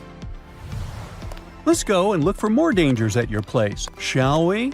Personally, I don't have this one, but if you happen to have a CFL light bulb, you gotta be extremely cautious with it. The thing is, many of those bulbs are made with mercury. If such a bulb breaks, you gotta start by turning off your ventilation system. Otherwise, the contamination will only get worse. Make sure everyone has left the room, then open a window to allow for fresh air circulation. Finally, clean the area where the bulb shattered. Be careful to address both wet and dry surfaces and contact specialists. Mercury vapors are definitely the biggest concern when it comes to this element. Take, for instance, a case of 2008, where a 55-year-old guy in Oklahoma tried to extract gold from old electronics using liquid mercury. Unfortunately, he inhaled too much vapor and sadly passed away just 10 days later. The contamination was so severe that they had to completely gut his house. Now, you definitely don't want your favorite clothes to get ruined by moths, so you might grab some mothballs to exterminate them. But watch out, those mothballs can exterminate you too. They usually contain chemicals like naphthalene or a paradichlorobenzene. When these get into the air, they turn into gas. That strong smell you associate with mothballs kicks in. Those fumes can actually irritate your eyes and lungs, and may even cause headaches, dizziness, and nausea. Plus, there are concerns about these chemicals being the cause of major conditions that even modern medicine can cure. Naphthalene is especially risky because it can break down your red blood cells, leading to a condition called hemolytic anemia. So try to swap those balls for good old lavender. Moths aren't big fans of it. Now, it's super important to keep an eye on the plants you bring into your home because some can be surprisingly harmful. Take Dieffenbachia, commonly known as dumb cane, for example. Rumor has it that its sap can cause your tongue to swell up so much that it can block your airway. But can it really? Yes and no. It's true that this plant contains poisonous, tiny needle-like crystals called rapides, but they require someone to actually chew on a leaf first before any fuss happens. Otherwise, you might just feel a brief burning sensation or observe some skin redness. In rare cases, you might see some swelling in the area that touched the plant. Generally, just a little nibble leads to mild discomfort, so please don't snack on your potted plants. This warning is more for the safety of your pets, especially cats. Now, if Dieffenbachia stays in contact with the mouth for too long, it can cause some serious pain that might linger for days or even weeks. In those cases, a trip to the hospital might be necessary, especially if the throat gets affected, as that could impact breathing. But don't believe the hype that Dieffenbachia is a lethal poison. That's just an urban legend. The bottom line? One must be really dumb to get poisoned by a dumb cane. Now, using a power washer can be more dangerous than you might think. The intense pressure can lead to serious injuries, and the high-speed spray can kick up debris that might cause even more harm. If you do get injured, infections can set in quickly, and without timely medical care, things can get really serious. Think severe complications, potential limb loss, or even worse. But honestly, it's not that scary. Just don't overdo it with pressure. Here's a friendly tip. Don't skip out on your weekly house cleaning, especially when it comes to the bathroom. The longer you put off cleaning it, the more risky it becomes. Bathrooms are notorious hotspots for bacteria, which makes regular cleaning essential. You definitely don't want those unwelcome guests like norovirus, E. coli, salmonella, or even Staphylococcus aureus hanging around, along with those molds and mildews. Just put things into perspective. An average toilet seat can host over 200,000 colony-forming bacteria. And here's another thing to keep in mind. If you're not careful while cleaning, you can accidentally create a dangerous situation. Mixing bleach and ammonia can release a toxic gas called chloramine. Those fumes can lead to some pretty nasty symptoms, from shortness of breath to fluid in your lungs. Guess what? If it happens, you will probably kick the bucket. And I'm not talking about the one you use for cleaning the floors in the bathroom. On a sweltering summer day, having air conditioning is definitely a blessing. But don't let that trick you into thinking there aren't risks involved. If your AC is on the older side, it can lead to various issues. For example, the ductwork and filters can trap harmful mold, bacteria, and allergens. If those aren't addressed, folks in your home might end up dealing with coughing, wheezing, or a stuffy nose. Plus, an aging AC unit can pose a fire risk.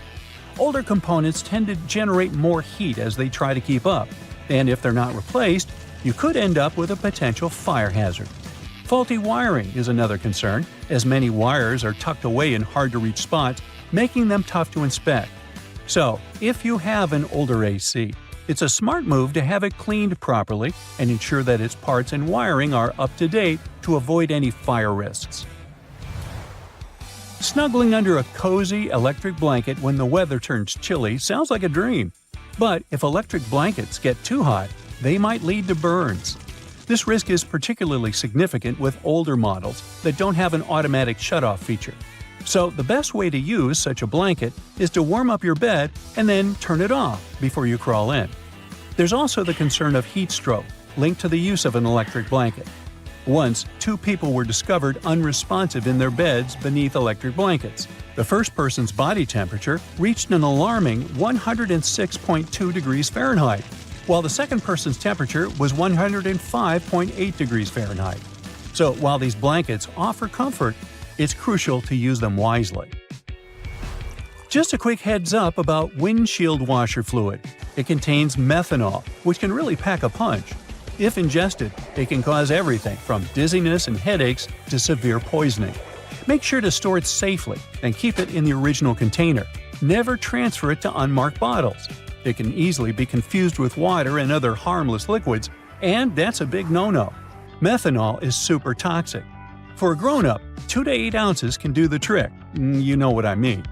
The windshield washer fluid you dump into your car usually has about 30 to 50% methanol in it. But the concentrated versions? They can pack a serious punch with 90 to 100% methanol. Just remember, these products need to be diluted with water before you use them. The last everyday thing on our list does seem to be a great buddy of ours, especially if located in the bathroom. But although air fresheners can give your home a pleasant scent, many of them release volatile organic compounds that can build up over time and may pose serious health risks, including neurological issues and incurable conditions. I suggest, if you were to ask me, you play it safe and think about opting for natural alternatives or enhancing your home's ventilation instead. Got that? Good. So listen, if you don't want your next barbecue party to end up at the emergency room, you might want to get rid of that wire brush you used to clean the grill. Over 100 people have to seek medical help because of it every year. Those brass and steel bristles easily separate from the brush and stick to cooked food that ends up in your mouth. With each swallow, they go deeper and deeper. They can poke into or puncture the lining of your mouth, throat, and esophagus, or somewhere else down your intestinal tract. The symptoms this causes could be signs of many different conditions, and because of their tiny size, the bristles are really tricky for doctors to spot. So you can lose the precious time to solve the problem at an early stage. In some cases, one ER visit can solve the problem. But if the bristle moves into deeper tissues, say into your neck, chest, or abdomen, well, it could start an infection, and you'd need some complex surgery to save your life. That was the case for a 63-year-old lady in Michigan. She was eating a hot dog grilled by her husband, and she felt something was wrong from the first bite. She could barely swallow the food because of an unusually painful sore throat and had to see the doctors for help. They sent her home after an inspection, but the symptoms only got worse and worse. A CT scan several months later showed the problem was some tiny metallic object that looked like a piece of hair at the back of her throat. The doctors were able to remove it during surgery. So, to play it safe, take good care of your wire grill brush and inspect it before putting food on it. If you see any loose or dangling wire bristles, get rid of them. If this sounds like too much work, just toss that brush altogether. There are some safe alternatives to it, like wooden panels, pumice stone, nylon bristle brush, or liquid grill cleaner. You can also roll a piece of aluminum foil into a ball and use grill tongs to hold it while you're scrubbing your dirty grill grates. Cooking pros say an onion cut in half can also do the job. The caterpillar that arrived at your barbecue party as an uninvited guest might seem cute and harmless, but not all of them are safe to pick up and play with. There are several types of venomous caterpillars in the US alone that can give you a hard time. Any brightly colored caterpillar that has a spine, bristles, or looks fuzzy could be venomous, and you're better off not touching it. Many caterpillars are equipped with hairs or spines, which are connected to poisonous glands. They often hide on the underside of the leaf, so you could easily miss it. So, when you're doing some work in the garden, it's a good idea to wear gloves and clothes with long sleeves. Your skin will thank you for it.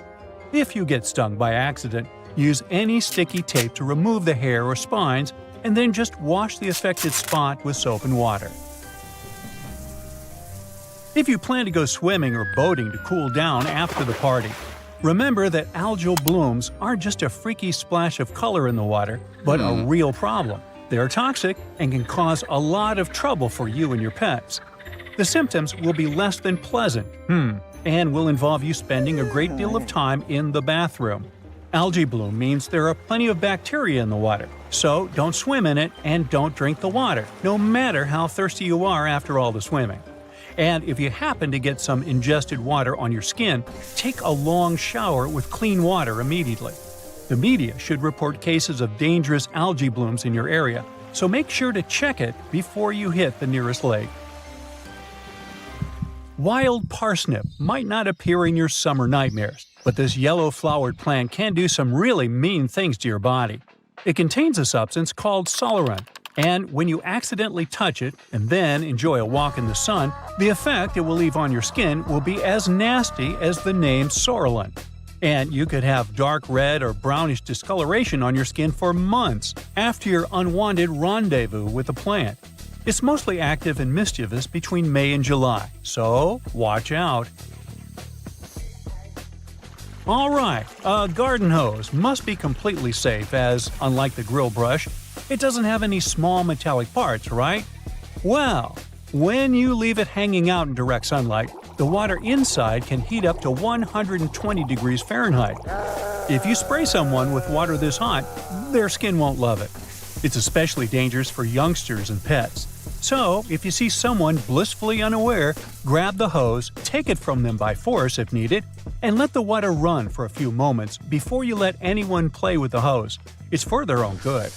The intense sun can also heat up all the bad chemicals the hose itself contains, like lead and phthalates. So, check what yours is made of and replace it with a safer version that's labeled lead-free or drinking water safe if you plan to use the water for drinking or playing.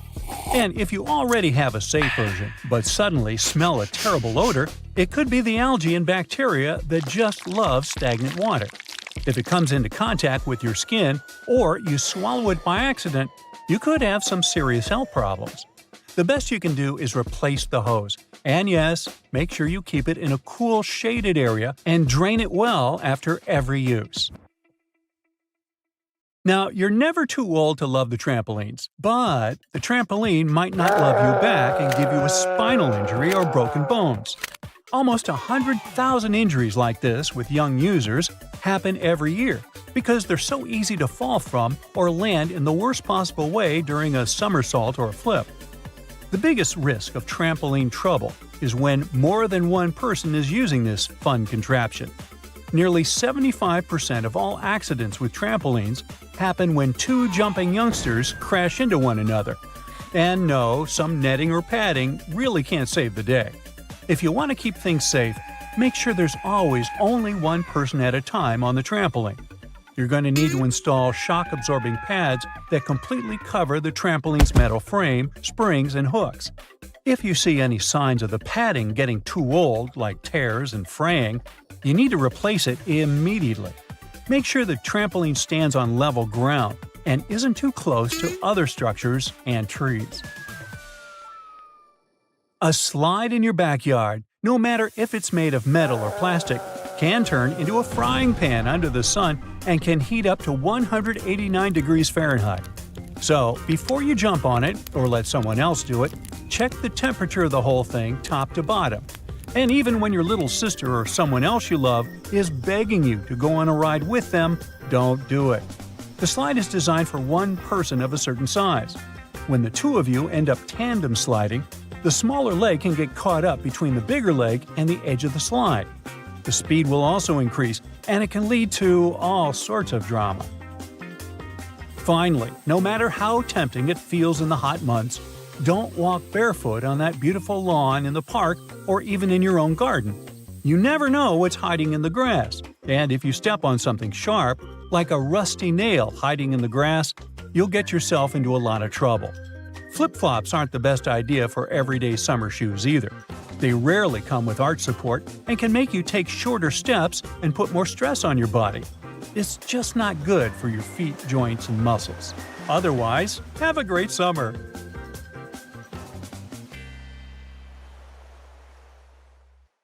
Fun fact: Olympic synchronized swimmers, now renamed artistic swimmers, don't usually wear swim caps.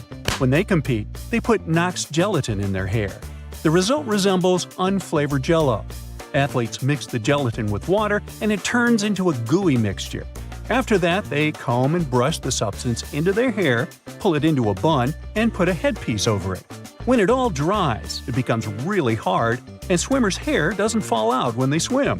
They often add glitter and other decorations to make their hairstyles even more exciting. The blanket octopus is called this way because of the females of the species. They're supersized and rarely seen. They have a long, fleshy cape which encloses their tentacles. Female octopuses are large, up to 6.5 feet in length. Thanks to this cape, they look even larger and much more intimidating to potential predators.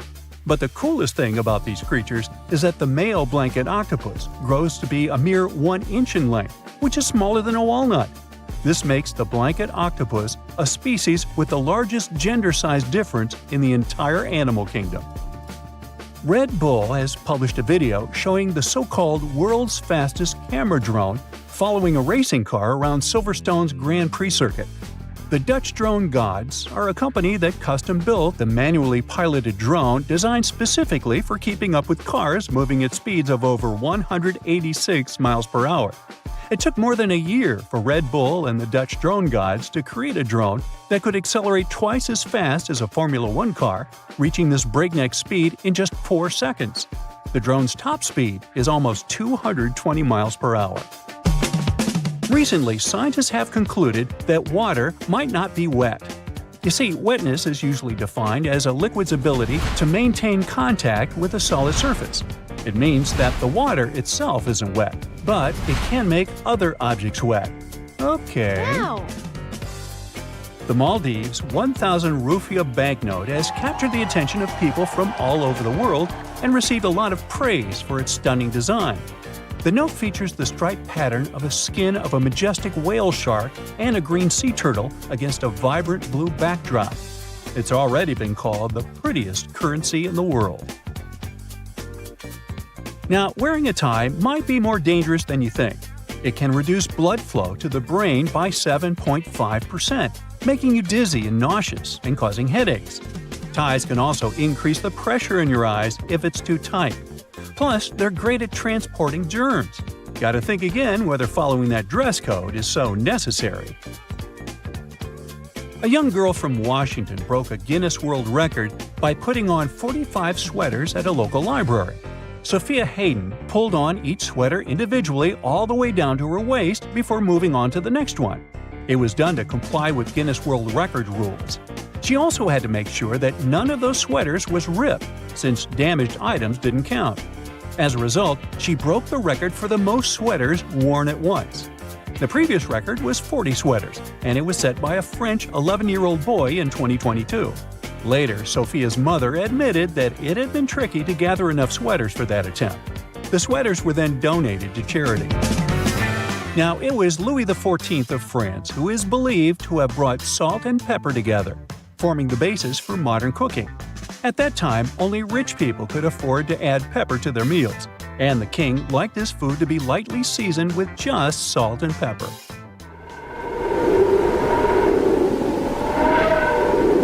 Our sun produces a sound, but sadly, we can't hear it. It's emitted in the form of pressure waves, and their wavelength is measured in hundreds of miles. It means they're far beyond the range of human hearing. Now, while we're on the topic of space, let's discuss the fact that our solar system has a wall surrounding it. Well, kind of. It's called the heliopause, and it's the region of space where solar wind isn't hot enough to push back the wind of particles coming from distant stars. That's why this region is often considered the boundary between the solar system and interstellar space. Another space fact for you: comets smell like rotten eggs. I know, ew. Other smells that might surround them are those of burning matches and even almonds. That's because of the traces of hydrogen sulfide, ammonia, sulfur dioxide, and hydrogen cyanide found in the makeup of some comets. In 2016, promotional postcards were even made, carrying the pungent scent of a comet. Now, in any career field, the average worker is productive for around 60% of their working time each day. But if we talk about office workers, this percentage drops drastically. One study determined that the average office worker is productive for a mere 2 hours and 23 minutes per day. The thing is, employees are interrupted in general every 3 minutes and 5 seconds. And it takes people a whopping 23 minutes to get refocused after an interruption. It means that employees get 3 minutes of work done for every 26 minutes they spend at their workplace. Unbelievable. No wonder that statistically, people working remotely are much more productive. Scottish soccer team Inverness Caledonian Thistle Football Club is known for using cameras with AI ball tracking to live stream their matches on YouTube. Well, once, in the 2020 match against R United to be precise, when a camera repeatedly tracked an official's bald head, mistaking it for the soccer ball. Uh-oh, what a blunder. Now, speaking of sports, football teams wearing red kits reportedly play better. Accordingly, the color of your attire affects not only how you're perceived by others, but also how you feel. A review of football matches in the past 55 years has shown that teams wearing red consistently play better in home matches than teams dressed in any other color. One more awesome story connected to sports. In order to draw some of the most wanted criminals out of hiding, the U.S. Marshal Service once came up with an offer crooks couldn't resist. They invited them to the Super Bowl. In December 1985, more than 100 people came to the Washington Convention Center after receiving a letter informing them that they had won tickets to the largest sporting event in the country. According to the invites, they had been selected randomly from a clearinghouse list of D.C. residents and were supposed to receive 2 tickets to the Redskins vs. Bengals game that day. But to get in, they had to come to a pre-game party to collect their tickets. And guess what? The plan worked like a charm. Over 100 criminals were arrested, which made Operation Flagship one of the most successful in U.S. police history. Now moving on. Your brain is eating itself non-stop. Wait, don't panic yet. It's a totally normal process known as phagocytosis. During this process, cells envelop and consume smaller cells or molecules to remove them from the system. Luckily, phagocytosis isn't harmful. It actually helps preserve your gray matter, keeping it in top shape. Boy, I could use more of that. Giraffes are 30 times more likely to get hit by lightning than people. Between 1996 and 2010, there were just 5 documented lightning strikes on giraffes that ended tragically. But if we consider the fact that the population of the species was just 140,000 at that time, it makes for around 0.003 lightning casualties per 1,000 giraffes each year. This is 30 times more than the number of tragic accidents involving lightning strikes that happen to people. Animals experience time differently from us humans. To smaller animals, the world around them moves more slowly. For instance, salamanders and lizards experience time not as fast as, let's say, dogs and cats. All because of the perception of time, which depends on how quickly the brain can process incoming information. And finally, snails do have teeth, between 1,000 and 12,000 to be precise. These teeth aren't like ours though, so there's no need to picture snails with silly toothy grins. Snails' minuscule teeth are all over their